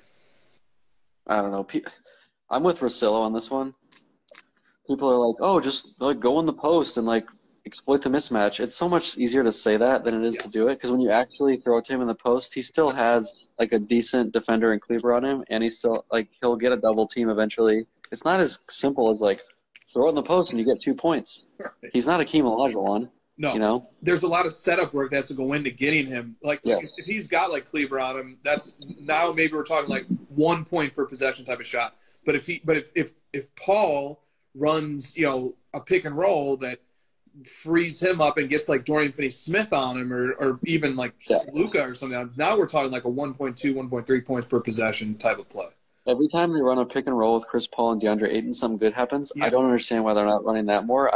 To me, they do this stupid like double screen at the top to get Booker the ball, and then that possession usually turns into like a Booker jumper. But I prefer the Chris Paul screen and roll with Ayton. It always ends up better. I don't know why they don't run that more, but whatever. Okay. Well, Game 7 hopefully is at least competitive, and it's not like the other 6 games. I hope that this series keeps going as is. That's right. Okay. Let's talk about some of the other series really quick. Boston and Milwaukee's going to a Game 7. I feel like we talked about that. Let's talk about Philly. Let's talk about, Philly, Miami. Oh, yeah. When you were talking about, like, the Celtics and the Suns being, like, the 2 most well-rounded teams, I want to throw Miami in there, too. I think they've been really impressive in these playoffs. And, like, the 76ers, granted, Embiid has 2 different injuries, which, like, are clearly impacting his ability to play. But, like, they're still a tough team. And to knock those guys out in 6 and to do it on the road was pretty impressive, I thought. I watched every second of that game, and Miami's good. To me, Harden is completely washed. I'm just calling it. That's my hot take. It's my spicy take. Because I went into these playoffs being like, it's still James Harden, and I'm like, no, he's fucking cooked. So and you said like you wouldn't pay him if you were Philly.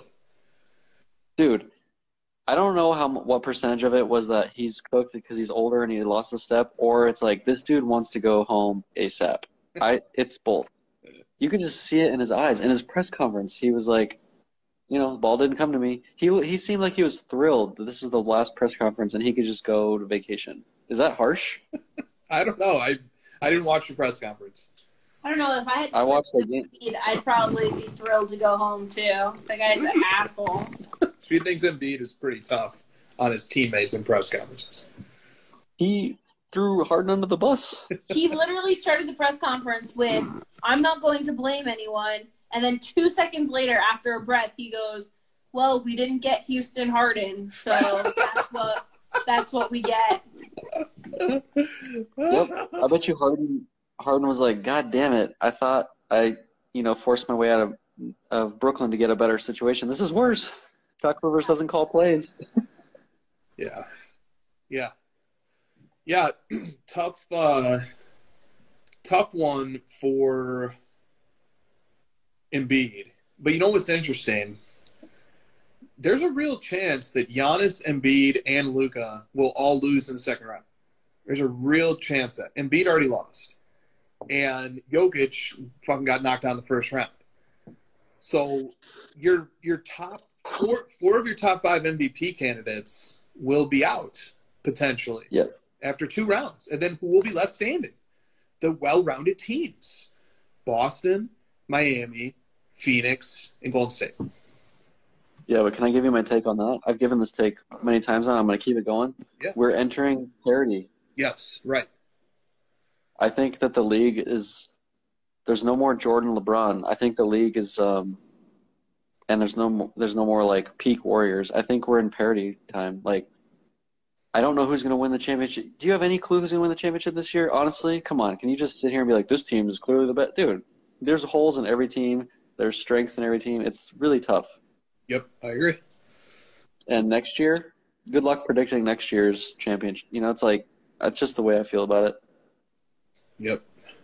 So, Warriors – okay, so the Bones Collector said, why are the Grizzlies a better team without Ja Morant?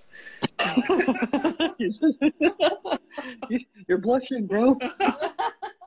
And, like, to be fair, the Warriors beat them 2-1 without Morant. So, that happened. Yeah. But, they should have won Game 5. They should have won Game 5, though. That was pathetic. They were right there, and they blew it at the end. Sorry, Game 4. Game 4. Yeah, Sorry, Game 4.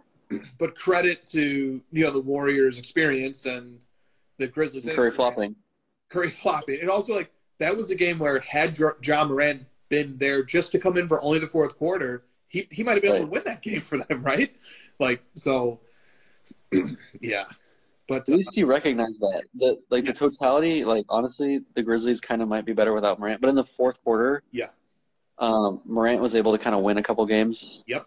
This series and last series. Yeah. Yeah. So, if they could somehow work out a rotation pattern where he just comes in for the last 8 minutes. Horrible. That's mean. That'd be great. No, I mean, Morant's obviously, super talented. He's spectacular. He's high-flying. He's exciting. He's great for the league and cards and everything. But he's just, he's young. He's got a lot to work on. He's got a lot of things he's got to figure out how to be more efficient and win team basketball. And he's got a great coach and a great team around him. He's still got – they're going to obviously continue to build around him and move forward. So he can get better. And there's no doubt that he has the will to win and that he's going to come back better next year and he's going to work on stuff all summer long. There's no doubt about that. Yeah. So, okay. All right, do you have any other NBA playoff takes here? Okay. No, my stress level is so high with the Suns and Mavs that I'm just can we talk about cards? Yeah, okay. Let's go back to card questions, of which we had a lot of great ones this week. So Bangers and Wax says, when it comes to displaying your collection, what companies are making modern solutions for display? Do you have any takes on this?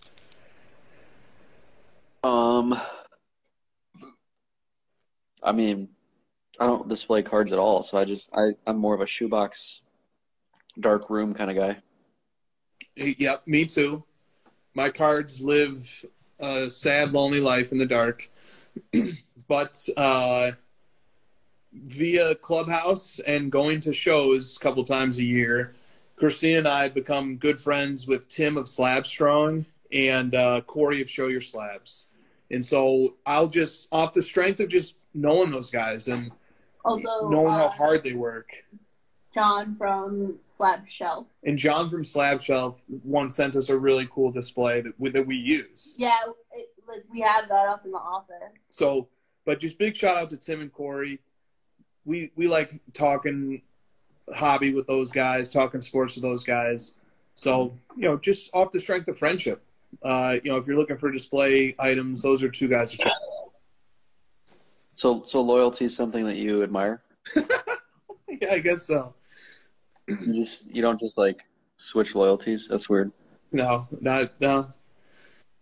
Although there's one Bulls fan who takes issue with me being a Mavericks fan. I wonder if he's still in the chat. If he is, he'll have an incoming rant. I mean, I had a little thing that I was a little nugget in my brain where I was like, man, it's really fucking convenient that Chris just goes and looks at the stats and picks all the best players and all of a sudden he's in the finals every year. Fucking la-di-da for this guy. Oh, look, I'm a Jordan fan. Oh, look, I'm a Luka fan and a Jokic fan. Must be fucking nice. Where I'm stuck with the Suns, Oh, my favorite player this year is actually Jokic and Giannis. How'd that work out? Are you also a fan of USA in the Olympics? Do you prefer to root for the Patriots at their peak? I feel this Jimmy Butler PC coming on. Not really sure where that's coming from. I'm obviously messing with you, but it's when you don't have to root for your home team, things just really open up for you. Life, you have an extra pep to your step. The sky's a little bluer, Dude, I literally was I have LeBron, he has Jordan. I've got Chris Paul, he's got Luka. He's one up at me, and I'm like, wait a minute, this fucking guy picked these people. He was not picking loyalties based on location. I mean, you picked LeBron. No, yeah, you're right. And we picked Luka. He grew up in Illinois, so he had to have Jordan. Well, no, that's not true. My favorite team as a kid was the Rockets. No, I just was thinking God, I think I need to start piecing Giannis and Jason Tatum or something. Yeah. Yeah. When you can be a fan of everybody, it just life is good. That's why I'm like, you know what? If I lose, it's okay. If I win, it's just this is all just it's all made up in our minds. Yes, it is. All right. GGIT412 says, what's the lowest grade card that you own that you will probably never sell? So, like, he's thinking about upgrades, right? Like, sometimes we have lower grades, but we want to upgrade. What's the lowest grade card that you own that you'll never sell? This is too easy for me. I'm more interested in yours. Well, I guess you have the 5. I have the PSA 4 green. Yeah, it's basically the same answer. You have Penny, PMG green, PSA 4. I have MJ, PMG red, PSA 5. And that's it. I don't care to have a higher grade one than that. I don't want to pay the marginal difference to get a higher grade than that. I'm completely right. Is it weird that I sort of like get off on the fact that it's like a 4 and not authentic and not a 9, or you know what I mean? Yes. Yep. It is not weird. Nope, not weird at all. I like that's why that whole like authentic Logo Man Jordan annoys me. It's like, just take your 5, fucking take it and enjoy it. A fucking PSA 510 of a 101 2000. How awesome is that? Can we normalize PSA 5s? Can we start doing that? I wish. PSA 6 Auto 10 is like, oh, please. I don't want to spoil it, but my FedEx package that looks like it's not going to make it tonight, one of them's a PSA 5 Auto 10, and I'm like, yes. Yeah. Okay, so Hobby Champs had a question that was similar to this. He goes, why do you think that people buy the card when it comes to high value? Such as they don't really have the preference of BGS or PSA or SGC. It's just a high value card. But they will pay 1/3 the price for lower value when it comes to BGS versus PSA. So in other words, why is it buy the card when it's super duper high end stuff, but when it's lower end stuff, the grade brand premium really starts to kick in? If you even think that's true. Maybe you don't agree with the premise. Because it's whatever benefits yourself. That's the answer. Yeah. I don't know if that's even true. I do think that, like, even on high end cards, PSA 10s are commanding a premium, generally speaking. But I aspire to own cards where the grade doesn't matter much, if at all. So, right. and there's a very small subset of cards that live in that world. Whereas on lower end cards, you know, usually there's more copies, and so the grading, the scarcity factors created by grading, is helping build in value. Like in Jordan inserts, sometimes it'll be like 40 BGS 9.5s, and it'll be 14 PSA 10s. And the PSA 10 is commanding a premium for a number of reasons: brand, set collecting, set registry stuff, aesthetic appeal. Some people like one, some people like the other. But also population is really playing a factor at that point too. Yeah, and I'm really on this like PSA 10 upgrade thing right now because, like, to be honest with you, I'm sort of like running out of ways to challenge myself on like the LeBron PC. So like, my next challenge for myself is like, I want more PSA 10s. That's just kind of part of being a collector, is like looking to improve and upgrade your PC and challenge yourself over time and come up with new ways to make it interesting for yourself. So that's why I don't really question anybody. It depends on where you're at in your stage of collecting, of what sort of cards you're after and what kind of like collection you're trying to build.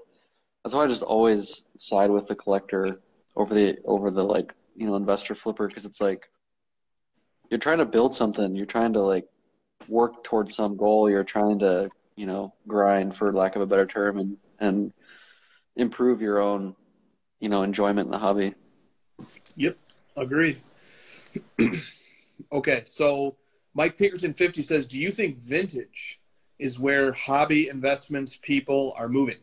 And if you're watching Card Letters headlines or daily email, you've surely noticed that it's Willie Mays, it's Mickey Mantle, it's Jackie Robinson, it's Nolan Ryan. It's more obscure, lesser known players, even from 50s, 60s, 70s baseball, who are setting all-time high after all-time high. And really, lots of other categories just aren't. F1 is having some all-time highs here and there. Basketball and football will have a few here and there, but it's really vintage baseball, and also vintage football and basketball to a lesser extent. But it's vintage baseball that's just really killing it. So, what do you think? Is this where investors are moving right now? Yeah. I don't think there was like some meeting of influencers and pump and dumpers to be like, let's move to vintage now. I think it just is more of like a natural, organic shift given some of the risk that's been happening with the rest of the market and some of like the downturns we've seen. Excuse me. And, it's like a natural move for people to be like, let me put some of my money into vintage. And we're just kind of seeing the fruits of that. Do you think there's anything more going on there?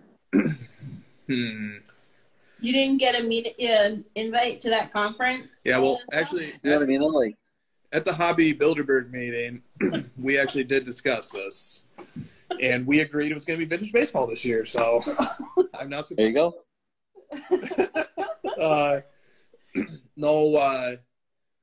It does surprise me.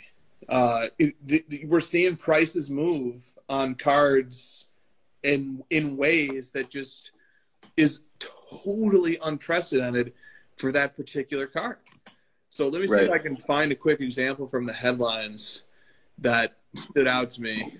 I think I actually did just find one here.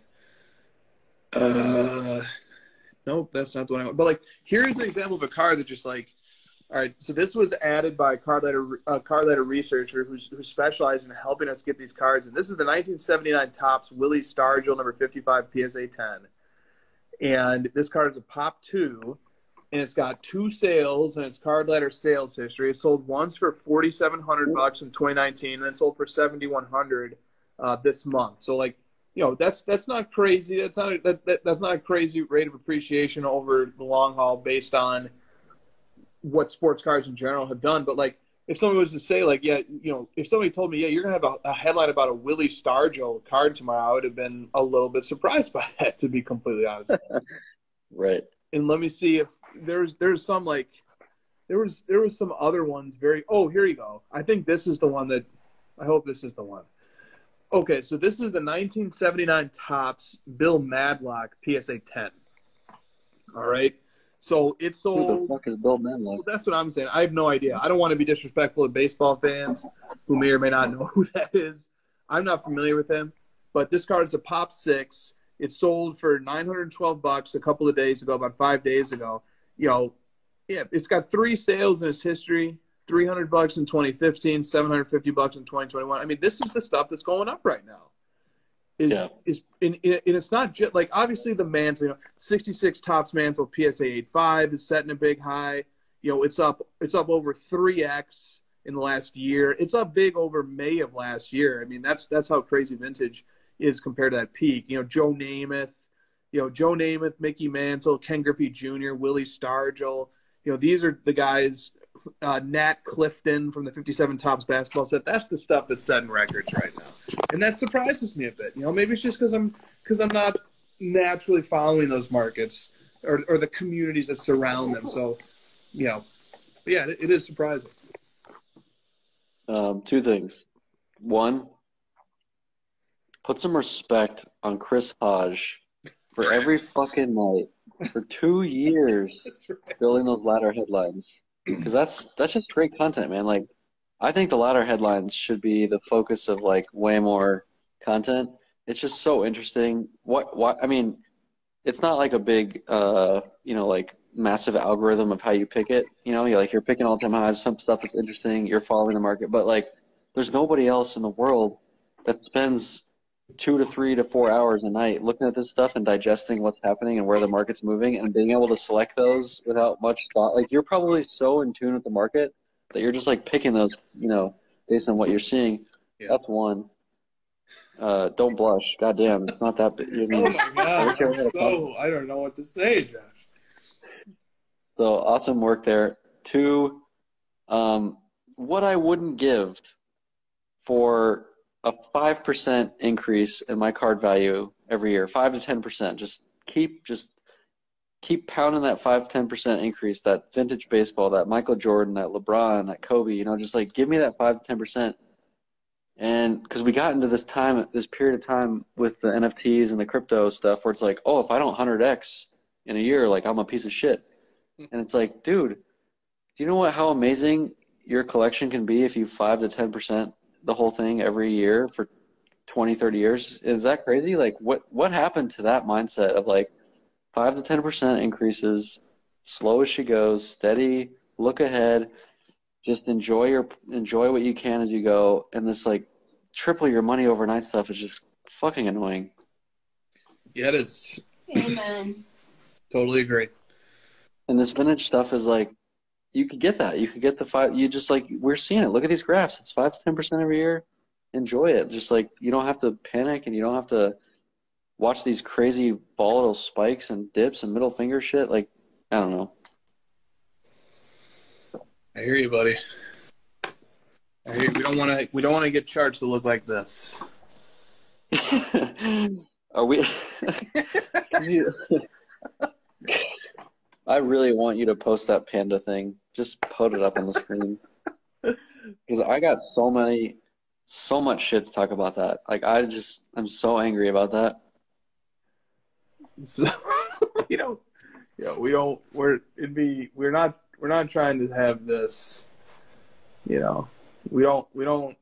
like to avoid this if at all possible, right? Oh, speak for yourself. Oh, in the hobby, I should say. Oh, I was like, we're not trying to spend a bunch of time shitting on. I am. Like we don't want.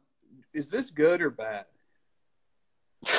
I mean, it's I've probably got nothing. a lot of fucking nice cards if that happened to the hobby. Do you know what? Dude, you know what NFT this is?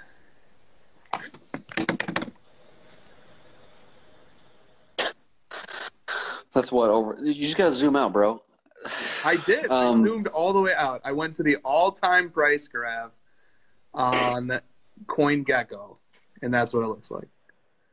Yeah, it's like this is 280,000. This is 40,000. Yeah, Chris, you're a pretty like level-headed, smart guy. Am I mean for dancing on this grave? It's an enviable trait. The sympathy, I do start to feel that. Do you have that as well? No. Of course. No, I do. I'm not a fucking robot. Of course I do. Yeah, I just start to feel bad, but it's a real weakness in me that because I start to feel bad, but that's when it comes from a place of weakness is where it comes from. That's why I wish I wasn't that way, but I do start to feel bad because like even though these guys, some of them, were beating me over the head with investment theories that are not correct at this time. Still, we had it out, Jordan. We had the discussion, right? I'm just saying it's a sign of my strength that I could still hate while they're being pathetic. Hey, not they, him. Yeah. No, I hear you, man, but where I have to pause and draw the line and join Team Christina is when I see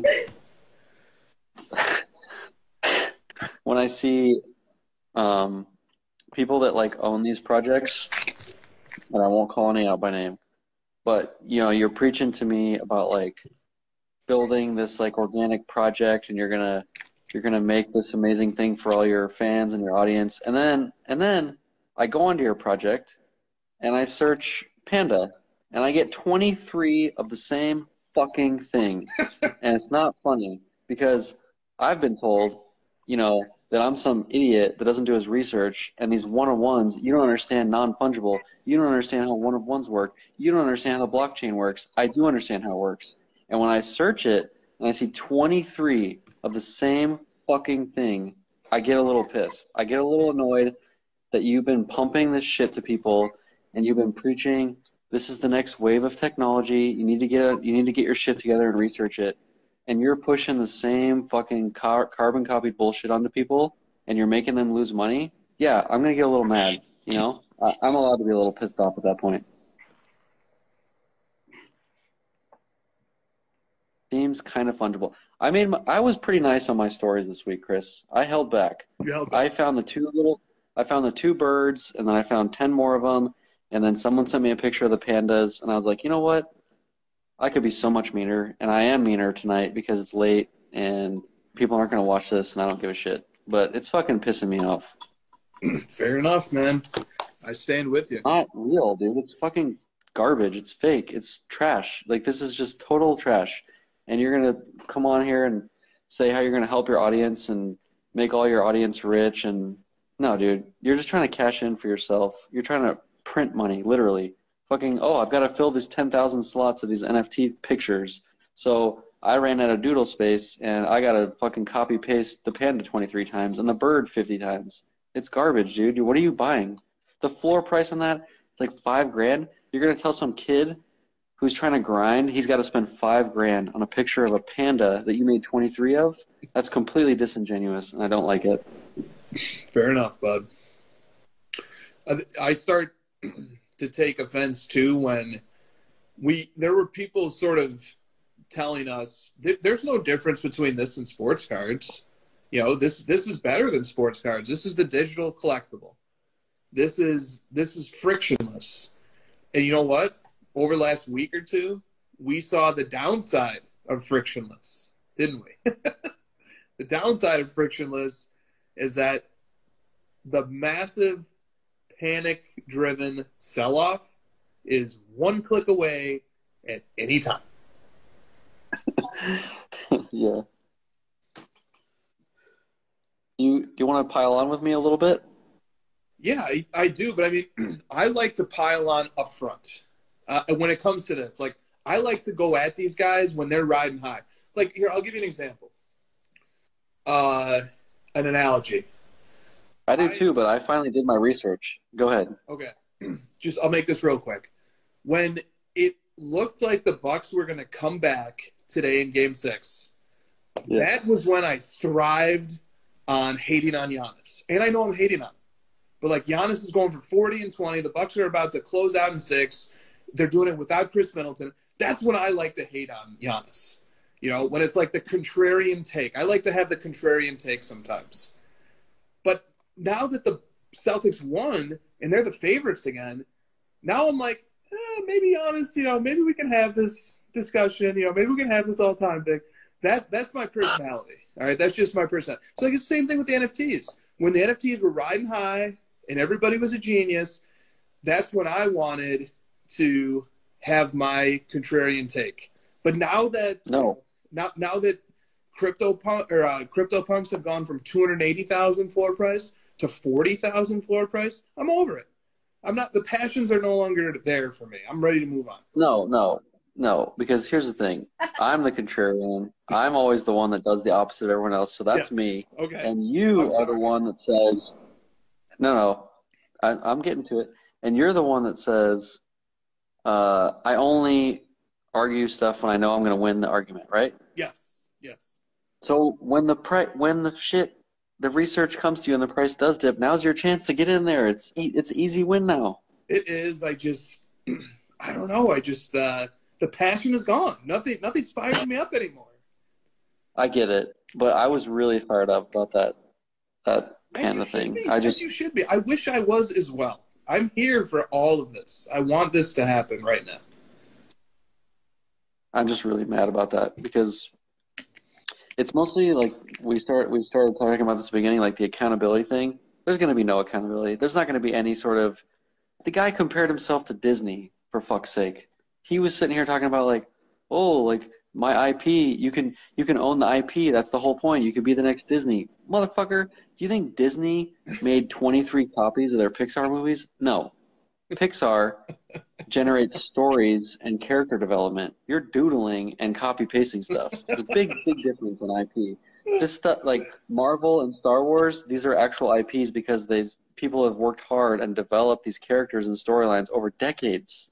And you fucking doodled some stuff and copy pasted it. I get real pissed, Chris. Fair enough, man. Fair enough. So you can copy paste this rant. Lameem's in here now because I'm fired up. Like, copy paste this rant. Go for it. Why you just... That's the first thing he said. His first comment is about your red face. You're 2 hours late, Lameme. What's your thought on, like, you know, I'm down this path, whatever. I'm not turning back. On, like, oh, you know, cards are similar. It's just, you know, it's overprinted and it's just pictures. And what's your thought on that? I hate it. You know, it's a compliment that they're trying to take the blueprint of sports cards and, you know, use it. It's a compliment, but it's a compliment without paying homage. It really, at the end of the day, they would love to see everybody abandon sports cards and go over into NFTs and Top Shot and everything else. And it's just completely contrary to what I like and what I want to see happen. So it's pretty simple. They're mortal enemies. And no, I mean the person who doesn't know anything about any of these spaces and says to you, like, they come to you and they're like, well, you know, NFTs are just pictures of stuff. Cards are just pictures of stuff. How is it different? How do you have the higher moral ground?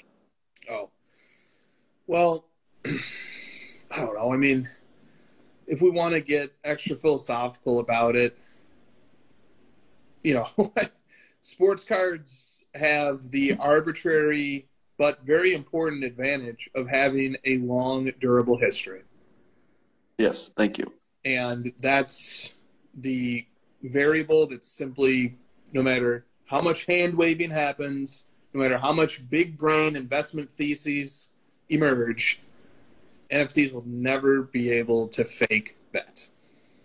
And Seek.Heat has my answer. Thank you. The technological answer is that NFTs are digitally infinitely replicable, and you cannot replicate 1952 Topps Mickey Mantle. It's done. It's in the past. It's 70 years old. The history is set in stone. The nostalgia, the drive to acquire something like that, it's set. The supply is done, you know. But sure, I can print 1 billion pandas. Yep. I have a question. What does this mean for the NFT conference that's supposed to happen in like a couple weeks? I would love to be a fly on the wall at that. It means that people spent $20,000 to go to a conference where he's going to pump different NFTs. That's what it means. Or does that like get canceled like last minute because of like health concerns or something? I'm just... Well, look, you know, I'll turn the argument back around on Do it. NFT proponents. Why do you guys need NFTs? If NFTs, you know, are very similar to cards and, you know, they're collectibles, why don't you guys just collect cards? Why don't you guys come collect sports cards? And the reason why is because there's not the opportunity so much for, you know, well, let me not speculate into the reason why. I'll just turn it around and say that. Why don't you guys collect cards? Why don't you guys? Well, the reason that you say it like that, Chris, is that it goes back to one of my favorite topics of discussion, which is like, you came to my front porch. Right. You came into my house, and you're making me answer you. Yep. I wasn't bothering anybody. I wasn't pitching shoe people. I wasn't talking about how you need to collect cards because it's the next investment. I was just simply proposing my take on why I collect and what I enjoy about it. I wasn't forcing anyone to switch their I wasn't coming into people's houses and telling them that they have to quit what they're doing and do this. That's the difference to me. Well said. Has anybody sent you the Top Shot video promotion that they recently put out that has a guy talking about why Top Shot is better than trading cards? No. Do I? I'm trying to find it. I had a few people send it to me. It's like a guy in the stands, and he's like, South actually sent it to me. I bet he did. I don't know if he's still in here. Damn, how do I? Looking crispy. That's a good one, Jordan. Is Top Shot still around? That's a serious question. Oh, yeah. Top Shot is still around. Woo, 140,000 followers. Let's go. Yep. And so it was a video like this one where it's just like, oh, the utility of our Top Shot. And then the guy's in the stands at the game, and he's like, trading cards never brought me to a game before. This is why I like Top Shot better than cards. And like, just buy a ticket to the game, motherfucker. What are you talking about? Well, you buy the ticket. It's just a suite. You just buy the ticket. Yeah, exactly. This guy probably said something similar to that too, to be honest with you. Well, that's what annoyed me about this whole like conference thing. Like, oh, the utilities, it brings you a ticket. You think he doesn't sell tickets to his other conferences? Right. You just buy the ticket, and it costs a lot less than $10,000. I don't understand that. It's still just a fucking ticket. Yep. It's a facade to make you pay more for the ticket. So you've been duped. You've been duped into spending $20,000 instead of $500 to go to some conference. I haven't heard that. I haven't heard it named in that fashion, but yes, that's exactly right. Let me guess. This ticket doesn't include airfare and hotels. I bet you got to pay for that on your own. Oh, I am sure you have to pay for that on your own. We all got duped, didn't we? Bro, I'm just like, I'm full tilt tonight. Keep it going. You got me on full tilt. Yeah, okay. So, all right, well, let's see here. What else? I got something provocative. You look like you're ready for a provocative question. You're looking blush. This one just gets me right in the face. Just lean into it, bro. Just do it. Okay. Well, boy. All right. So Junk Wax Poetic asked... Were you just like laying on the beach with your fucking face? No, I was not. I was just exploring the lakefront property. And then because like where we are, the Wisconsin River flows into Lake Michigan. So we did a river walk. Yep. And I don't know, we were just outside a bit. I don't fucking know. It was my first time outside in 2 years. Let's go. All right, let's go. All right, so Junk Wax Poetic says, is Josh Luber trolling us with the backyard breaks deal? And Card Shop Dad says, what are your thoughts on Josh Luber breaking with the Backyard Breakers? I wish he wouldn't. Mm-hmm. Mm-hmm. I don't know. I'd prefer we don't associate with people who make really poor decisions and scam people.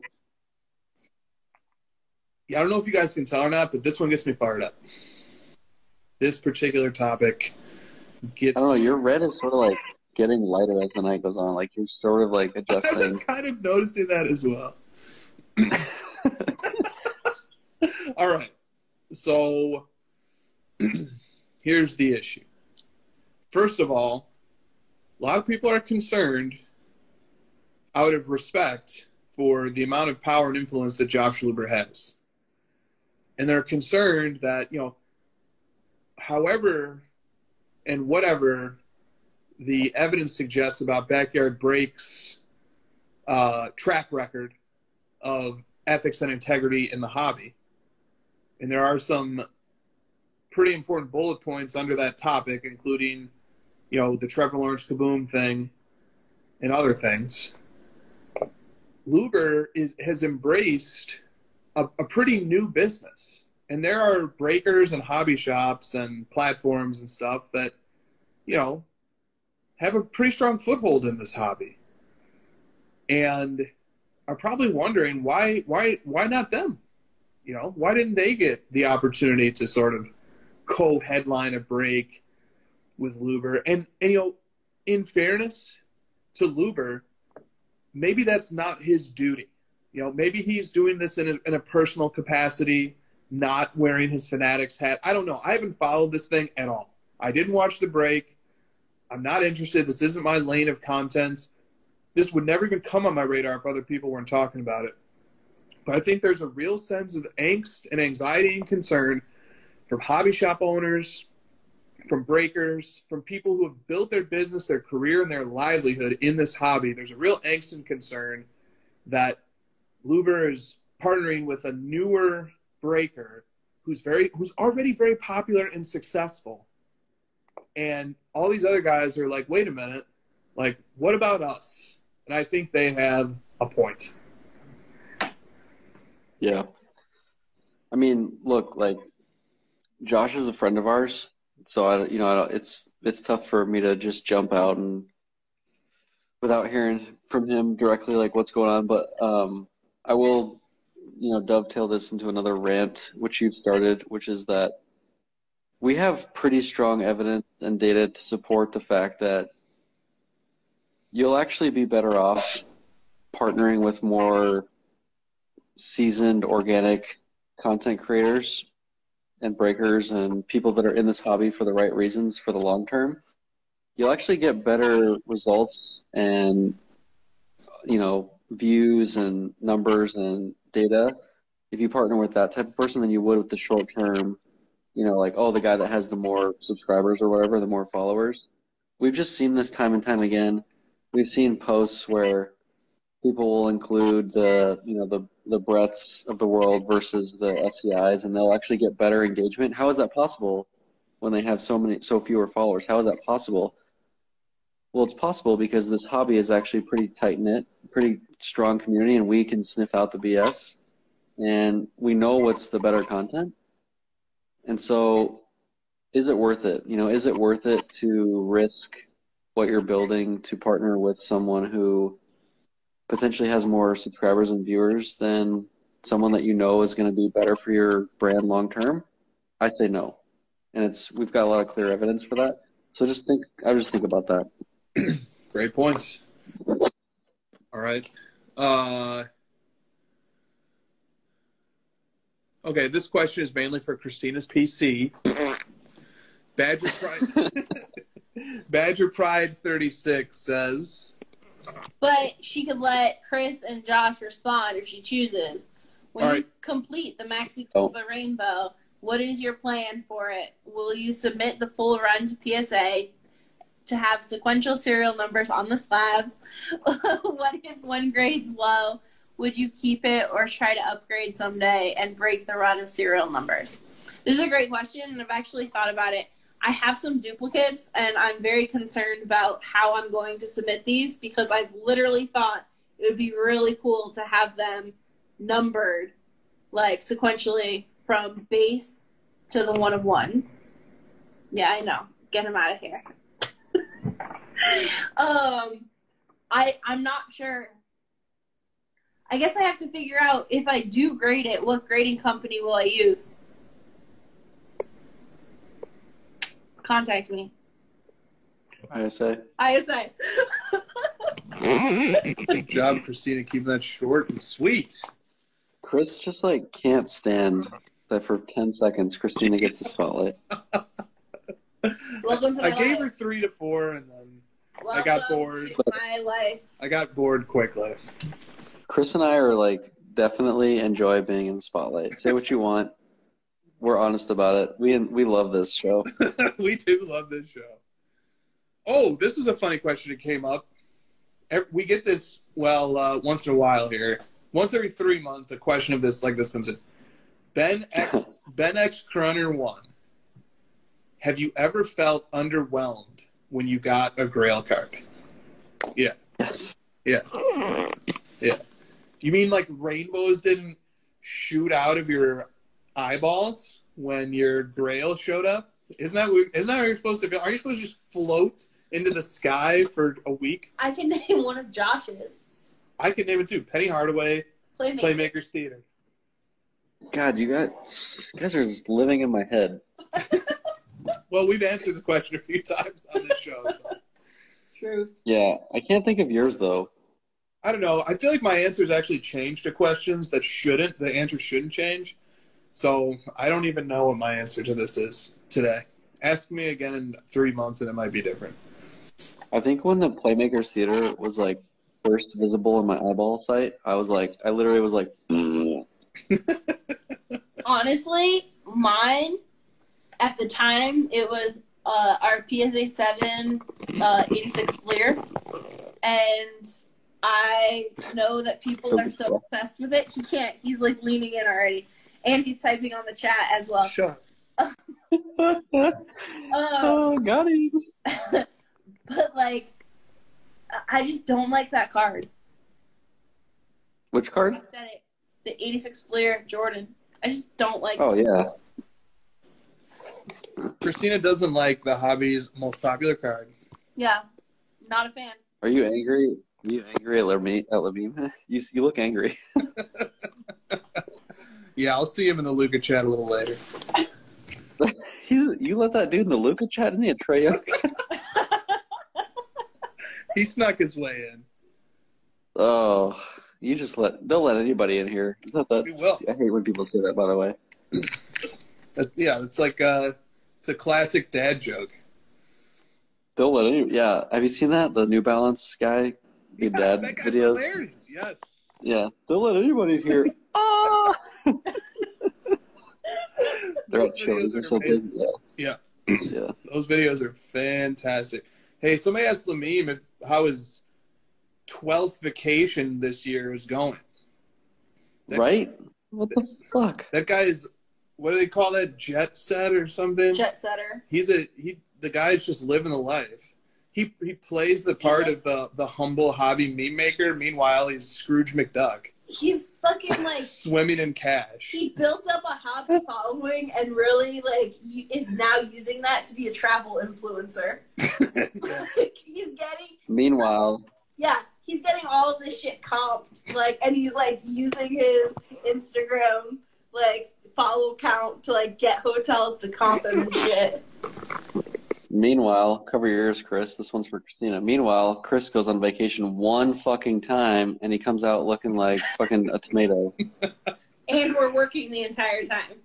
You're working. Chris is playing on the beach. I'm playing on the beach. Christina's taking serious meetings about card letter business, and I'm just like frolicking on the shore front. Just please tell me you skipped a fucking rock across the water. Oh, yeah. Not only did we skip a rock, Christina found sea glass, which she was very impressed about. Are you one of those guys that's like, oh, this one's very smooth on the bottom. I can definitely skip this, like, oh. Yes. No. I'm not good. Rock skipping snob. I don't know how to skip a rock very well. Oh, look, who's in my frame now. Okay. Oh my God, he's up in my business. Yeah, he's like, how dare you share this screen with me? I know, right? I'm just gonna read this question. See, here's something that actually is difficult about our show. We sometimes identify trends 6, 8, 10 months before the rest of the hobby does. And and it just gets, and then like the topic is stale by now. But I'll read this because I really like the guy who asked the question. He's a good guy. Upstate Sports Cards. Are there too many card shows going on this weekend? There's the Fenway Park, the Probe Scene Show, other smaller shows, and that's just in the Northeast. With all the money going to the shows and all the travel expense and all the influencers saying, don't buy stuff on eBay, don't make comps, is this good for the hobby? Also, there's tons of different selling platforms that have auctions that all end, and they have different potential buyers, and it could be damaging to the hobby. Basically, is there too much going on, and it appears like any card that goes to eBay could end up being a bloodbath? Well, I mean, I need you to explain the whole 6 months out. Are you saying that we called this?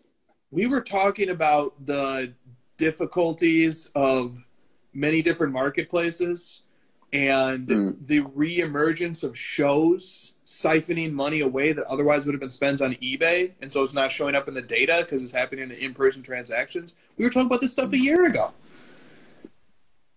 But it is still true today. It's definitely still true today. This is the new reality. In fact, it's only gotten worse since we did last talk about this. Yeah, there's a lot of shows. A lot of money gets spent to these shows. That data never gets reported. We never see it show up in card ladder sales volume graphs. And yeah, there's a buttload of marketplaces. And some people buy on this one, some people buy on this one, some people buy on this one. It's impossible to keep track of all of them and still have an hour left in the day to watch a basketball game. So, or just enjoy life. So, these are huge problems. If only there was an app where everyone could report their sales in person to this one place, and that tracks all these different marketplaces and then gave you historical graphs dating back to 2004 and sometimes earlier. Like, if only that place existed. God, I wish I could build that up. I'm going to punch you in the face. We got stop. You're so annoying. I like being able to put the camera on her. She starts getting self-conscious. I don't really have a thought on this. Like, I don't know. More card shows. I don't know. I don't have anything to say. Yeah, it's a great observation. It's true. It's happening. It's not going away. So, what do you know? Yeah, it's not the ideal state for a marketplace right now. Just isn't. I like card shows. Yeah, I like card shows too. But like more of them is, if I like it and there's more of them, isn't that good? Yes, it is. Yes, it is. There's pros and cons to this stuff for sure. Like I don't always just push stuff that's beneficial to me. Isn't that weird? Yes. Okay. Card Shop Dad says, what are some of the Grail basketball cards that have not yet been pulled, or at least we haven't seen them shown to the public? The Luka Black. Yep, that's one of them. What else? I feel like I haven't seen that LeBron vertical. Yeah. It's never like shown up in a collection or anything, right? I don't think so. Those are the big ones. I really don't know, guys, beyond that. Not quite the right person to ask. Mad City Collector says, what market forces do you think are at play regarding the dip that we are seeing start to happen in the high-end index on Card Ladder? Nothing too crazy complicated there. Some of the most important players represented in Card Ladder right now are Tom Brady, Steph Curry, LeBron, Michael Jordan, and Kobe. And the indexes for those guys, including the high-end stuff, is down a few points over last quarter or so, lining up with what the high-end index is saying. So if you want to dig a little deeper than that, is there a correction happening on some of the ultra high-end cards? Absolutely.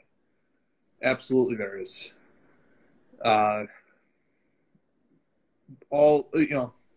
It's almost as like the hobby's just a cycle of stuff getting a little bit overheated, then deflating a little bit, and then, start it all over again.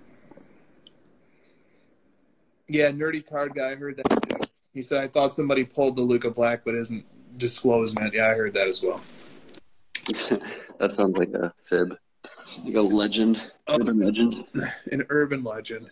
All right, Pinwheel Card says, how much does a Transcendence player lift the hobby's opinion of the rest of the draft class?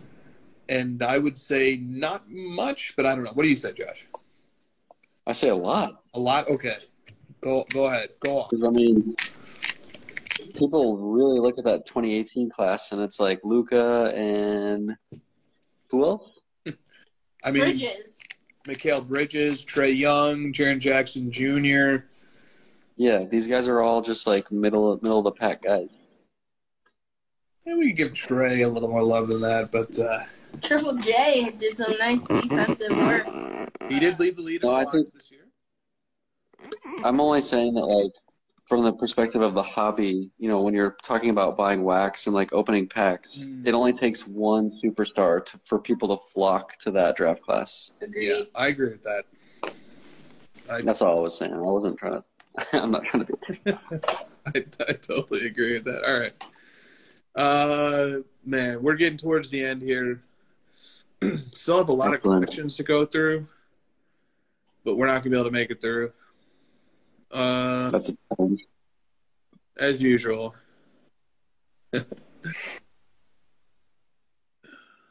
Yeah. All right. What do you want? You want to take like one more question and we'll call it a day?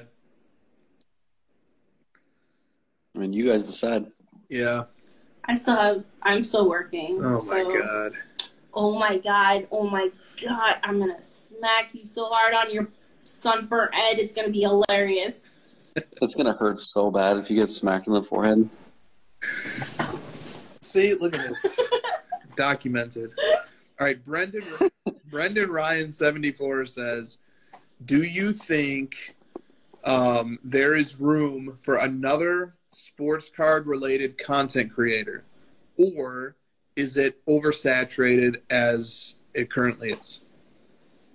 It depends on what the content is. Exactly.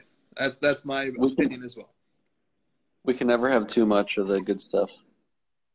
Yeah, I mean, I've already gone off on this a million times, but like, dude, there are dozens of NBA podcasts that I'd love to listen to. I just don't have time to listen to, that are hosted by smart people who take an interesting angle and have something thoughtful to say that teaches me something. We have very few podcasts like that in the hobby. In the hobby, we've leaned into experiential content. You know, this is what I'm doing. This is how things are working out for me. And that's good. And there's a lane for that. You know, and we have day in the life content, and the production value on it can be very high.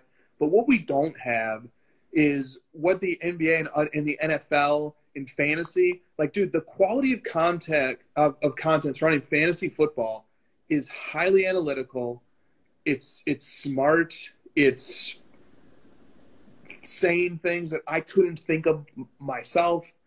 I'd love for some hobby content to emerge that, you know, is run by smart people who are taking a hard look at data and doing research. Like, that's the one thing that like really distinguishes fantasy football podcasts, NBA and NFL analytical podcasts, gambling podcasts hosted by professional bettors. Like, these guys dig into numbers. They do enormous amounts of research before they host their episodes, and then they condense it all and put it into a digestible format, and they give me numbers and statistics and concepts that I can take away and learn something from. And we just don't have that in the hobby. I'm just going to fucking say it. We don't. Our content is not as smart as the content that's happening in betting, is the content that's happening in fantasy, is the content that's happening covering professional sports leagues. And given how much money is in the hobby, and you know how many smart people are involved in the hobby, we could use that type of content. Interesting. Yeah, because I've always thought of content from the hobby perspective of like collectors and stories and curating collections, but I never really thought of it having content around the research and the market and the money making side of it being more analytical. It's interesting. I like that. Yeah, I'd love to see some more stuff like that. Like, yeah. We're getting more of it, though. Like, Cajun Cardboard is doing some of that stuff, right? Yeah, he is. Yeah, Brian's awesome. Yep. Brian's definitely awesome.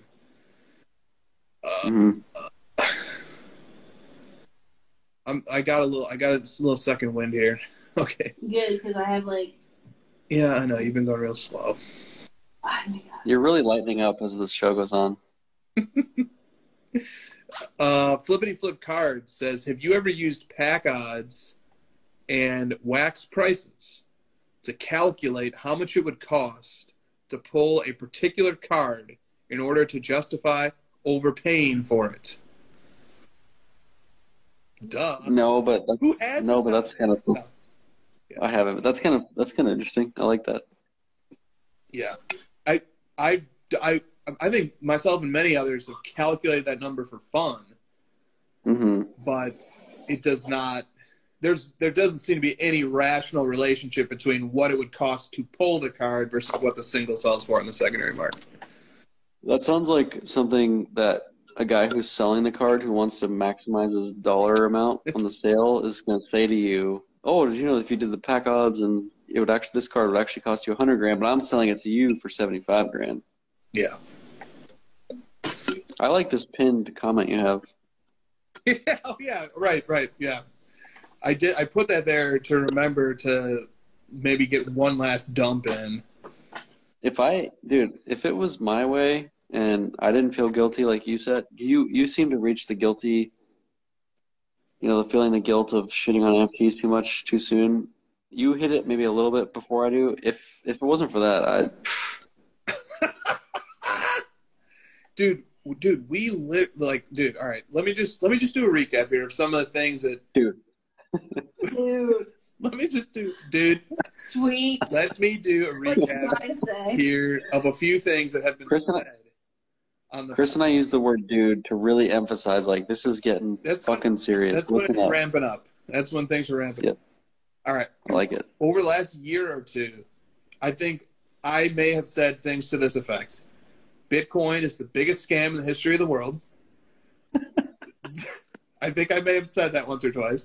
The metaverse. You did. I use that in my favor. Yep. What bad thing haven't I said about the metaverse? I think I've just said it's the dumbest idea ever. Fancy Zoom.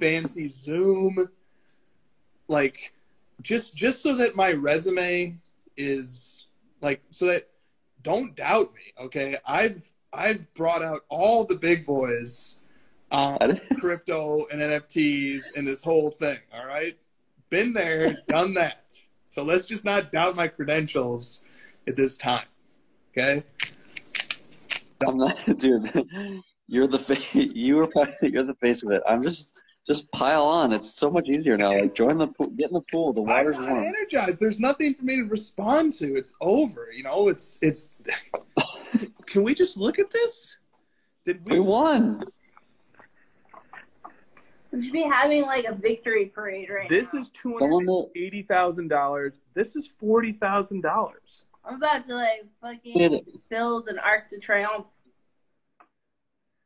Someone made a story post about I'm pretty sure it was about me, but they were you know what I'm talking about? They were oh, if you God, I'm gonna butcher it.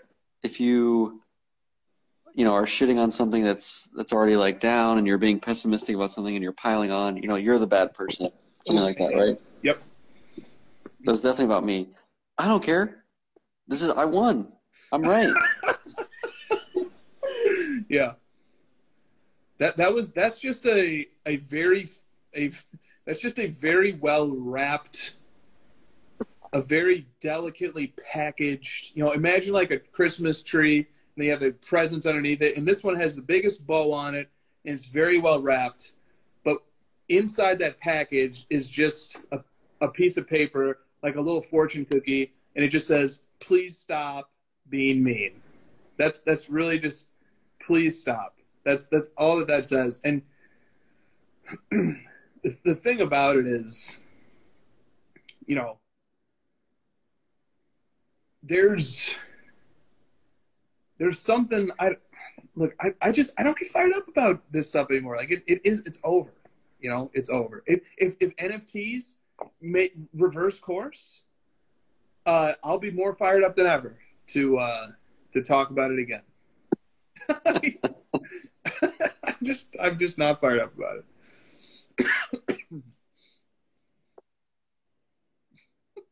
You look fired up.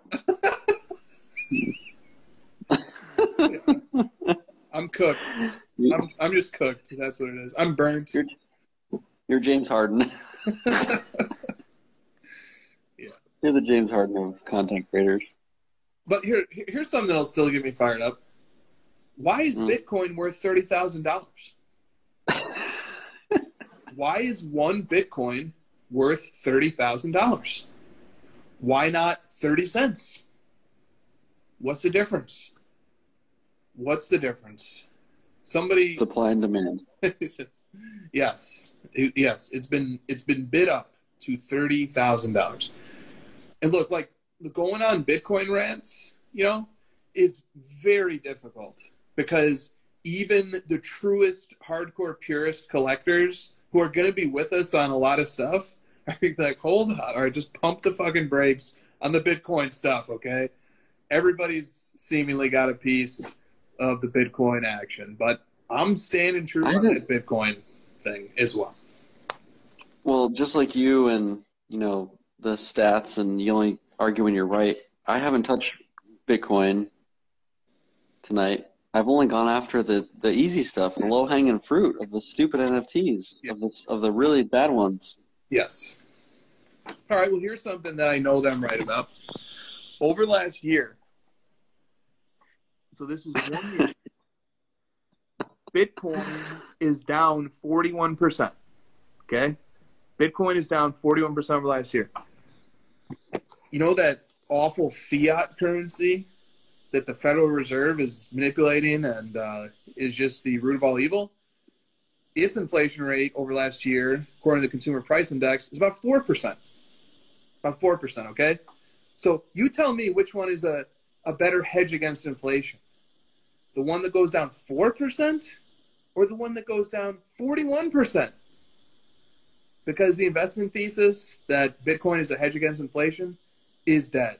It's not. It's a speculative asset. It's not a hedge against inflation. Cash Just is zoom a out. hedge against inflation. Zoom out, bro.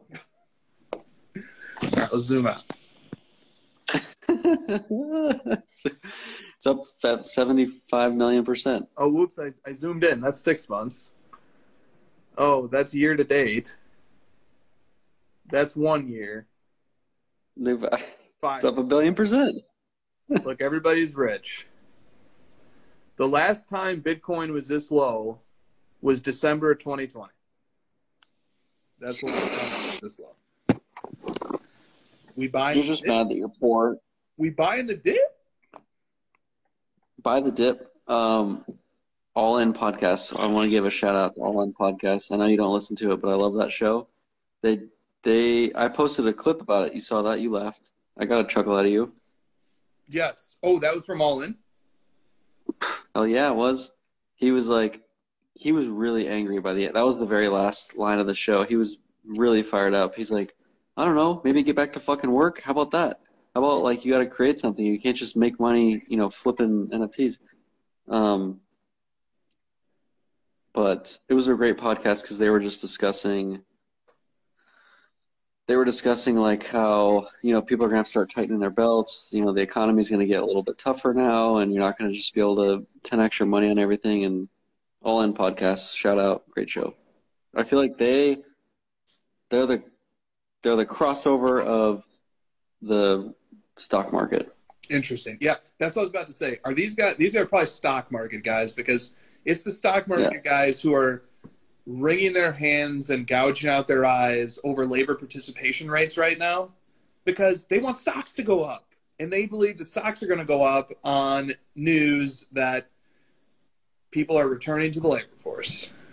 And also the guy that said that quote, that clip I posted, he's a VC venture capital investor who's probably never built anything himself.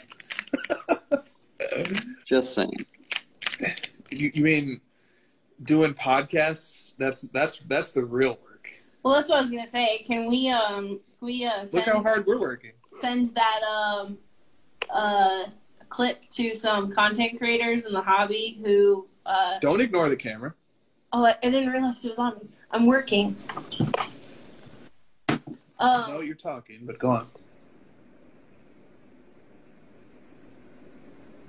Okay. I'm not talking anymore. Take it off. She forgot what you The want. audience really notices how pale Christina is in comparison to you. They're like, did she go out today or did just you? No, it was just him. No, that's not true. I did the river walk, but it was it was later in the afternoon, and my moisturizer has SPF in it, so what scored 2, not Christina. Tomorrow he's gonna wake up, touch his face on accident, and be like, "Ow!" He's gonna like wake up in the middle of the night when he rolls over, like on the pillow. Bro, aloe vera, that's your friend. Yeah, I'm gonna have to go buy some for him. I was gonna say, Christina, you better buy some. Yeah, that's right. All right. How'd you let me get this sunburn? That's the question. I had no idea where you were. I was on a call. Like, You asked her, did I wear a hoodie today, bro? yeah. I don't know how she let this happen. You're like, why don't you SPF the fuck out of me? Yeah. Come on, this is easy. All right. I can't stand either of you. I love that. I love how much we annoy you. Yeah. All right. Yeah. All right. I think that's about it. Do you want to see all the questions we didn't get to, by the way? Yep. Just hold on. Let's scan them. Okay. This one's basically saying, should greater notes be included in PSA subs? I feel like you should be able to pay for that. You should be able to pay for that. Okay. This one says, why is vintage baseball going up more than football and basketball? That should say basketball. Is that vintage? Yeah. Like, this one says, how do you put a high price on one of ones without looking greedy?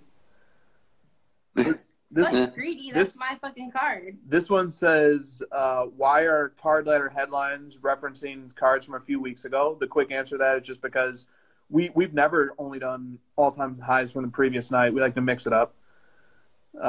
Vinny Slabarino, great name. He says, what if we reduce junk slabs? What if we reduce junk slabs by allowing people to see their grade before the card is encapsulated, and then decline encapsulation if they want it? That's cool. Grail Card Quest says, do you sell your cards after you open a box? Card shop. Opening boxes? What does that mean? Like when you open a... Oh, shit. You got me. All right. Card Shop Dad says, can you share your best and worst eBay experience? I feel like we get that one once every quarter. I don't like this new eBay shipping around the world thing. Okay, yeah, let's talk about that briefly. Oh, it added like a week and a half to my thing. Yeah. Where did it have to ship? It went to PSA. It went to Santa Ana. Oh, okay. Because it's graded cards now. Yeah, I got a Maxi Kleba that is being sent to Authenticity, and I'm like, what the fuck? It's Maxi Kleba. Like, if it's not real, I don't give a shit. Like, give me my fucking rainbow card.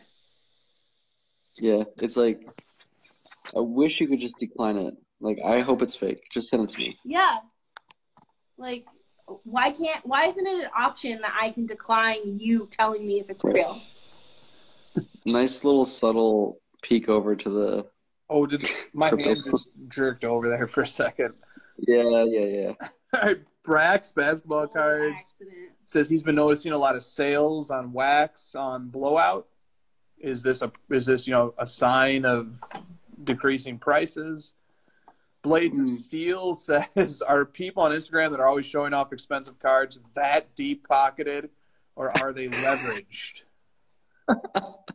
Oh, that's such a funny comment. I love that. Just walk right up to that ledge of fucking calling your shot. Caston Brooks says, can you discuss the etiquette of trades, whether it's a card for card or partial trade cash? Etiquette in terms of like being fair with your evaluation? Yeah. I suppose that's definitely part of it, right? I mean, it's the basis of it is to like realize that it's not just you in the steal, and there's someone on the other side, and they try to be fair. Yeah, that's a good part of it. Mike N says it seems like it's trending. Oh, he says it seems that trading as opposed to buying and selling is underserved when it comes to technology. Yeah. Yeah. Late 90s b-ball. Little shout. Wait, hold on. Trading. With the whole trading thing, I just want to give a shout out to Hobby Business Trade Safe. Christina is shouting out, trade safe. We're never sitting next to each other for a crossover again. Late 90s b-ball says, great. Let's talk about great players who are consistently snubbed from 90s insert sets, such as Reggie Miller. We're not huge Reggie Miller fans right now. And that tells you, maybe that means one of two things. Either Reggie Miller is great at his job because fans of both teams hate him, or he's terrible at it. I'll let you decide. Ooh. We're going to find out when Tom Brady takes over the mic. Yeah. RJ Hampton card says, if you have a super thick card, say 360 point, would you keep it raw or would you grade it? And will PSA fix their holders for these very thick cards? 360, that's like, what's that stupid card company, that card brand that I don't like? Leaf? Super thick ones. Eminence. Oh. Uh-huh. Yeah, those cards suck.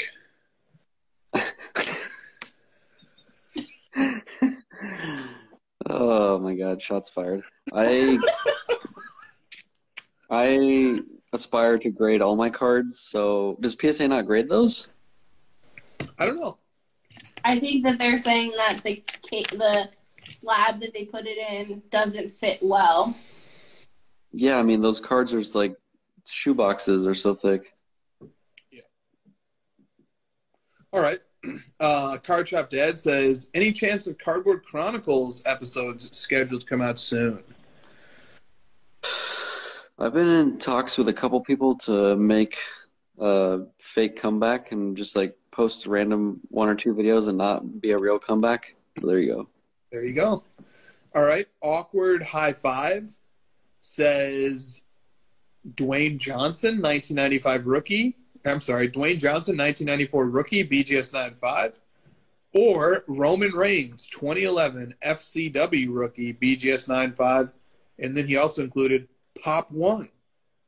So I'm guessing he's leaning Roman Reigns. I literally could not have less expertise to contribute to that question.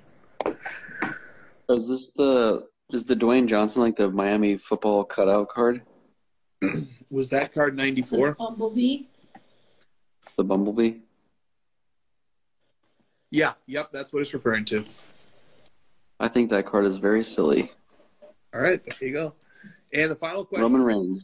Final question we didn't get to. Art Connoisseur said, what are your thoughts on Michael Saylor? Dude, did you see that? I sent you that thing. The McDonald's thing? No, I sent you a Michael Saylor article about like his company's over leveraged on Bitcoin. Yeah. That's no bueno. The article basically said his company just became a Bitcoin fund. Yep. And he's fugged. How are those economists doing for him now? Why don't you say Weren't that? you the one that was like, was that you? You're Chris, right? You're the guy that was like, hey, Sailor should have like explored the sports card landscape instead of dumping his money into some made up fiat. I can't remember. I may have said something along those lines. You were like saying the word sailor spelled Saylor like way more than any human should be posting about that. Yeah. All right. That's all the questions we had. So we got through all of them. All right. I feel like you went through the shades of red tonight. Thank you. I'm definitely coming down in red. You are. Right? It's not a joke. You were like literally, I would have screenshot the beginning of this episode and the end, and it's like 2 different people. Good. I'm just recuperating that quickly. Like a tomato and like a weird mix of paste. I was ready to I was ready to say that Spencer Dinwiddie was playing poorly in the series because 80% of his net wealth was wiped out in the last week because he's a huge bag holder of crypto and NFTs. But then he had a great he is? Then he had a great game in Game 6. You know who's really suffering right now is Odell Beckham Jr. because he took his salary in crypto and he is just underwater. That sucks. Yeah, I just have a hard time being happy about that. I'm much more happier when they're doing well, but I can say, hold on a minute. Now, that the reality has sunk in, I'm such a wimp. Even when like the Mbappe Prism PSA 10 started coming down, as everybody knew they would, I still felt bad. I still was just like, this. It's kind of sad. I did not feel bad. It's I really did. I don't know. So if Devin Booker were just lying on the ground asking for you to kick him in the ribs, you wouldn't do it. I don't know. Is he lying on the ground after like a 20-point victory? Because then I will. But if he's lying on the ground after a loss, then no, I'll extend a hand. I'll pick him up, say better luck next year. He had beat up in front of me on live TV, and I would still kick him when he was down. Yeah, see? That's the normal answer. So when the Ja Morant index definitely goes down 50% over the next 3 months, you're going to be like, I feel bad. You know what? Yes, I will. Because like my preference would have been for it never to get there. Or not even that. I don't know. I'm just reacting to things. Don't expect a coherent, rational, end-to-end, perfect set of ideas. I'm just reacting to things as they happen. And right now, I do feel bad and get wimpy when stuff goes down. I just do. I don't know. Let me end with this. All right. I've gone into a lot of lives with people that have like 1 million followers and 100,000 followers in the middle of the day, and there's like 20 people on the live. We have 54 people on this live at like 4 in the morning or whatever time it is, and that's that. There's something very wrong with all of you. It's very palpable, the energy around this show. I'm red with envy. All right. See you guys next week. We're reaching the top. A lot has changed since Card Ladder began. We started with 500 cards in our database, and now we have over 3 million cards and over 30 million sales. For anyone asking who is the best, we putting our hands up. With Card Ladder's sales history feature, we have virtually every card in our system. If the card you are looking for ever sold on one of these platforms, you can find it using Card Ladder's sales history. And you can add a card to your collection with just one click. My time, none of you people can tell me to stop. Plus, every card, no matter the last time it's sold, has an estimated value that we calculated using our state-of-the-art player indexes. Unlike other apps, when you see Card Ladder's verified checkmark, that means a researcher personally vetted each and every sale. We know what it takes to be reaching the top. We know what you want, because Card Ladder was created by collectors for collectors. Know what it takes to be reaching the top. Join the innovators, not the imitators. Card Ladder 2.0, constantly innovating. Try it for free. See why Card Ladder is the industry leader in sports card data. We know what it takes to be reaching the top. Card Ladder 2.0.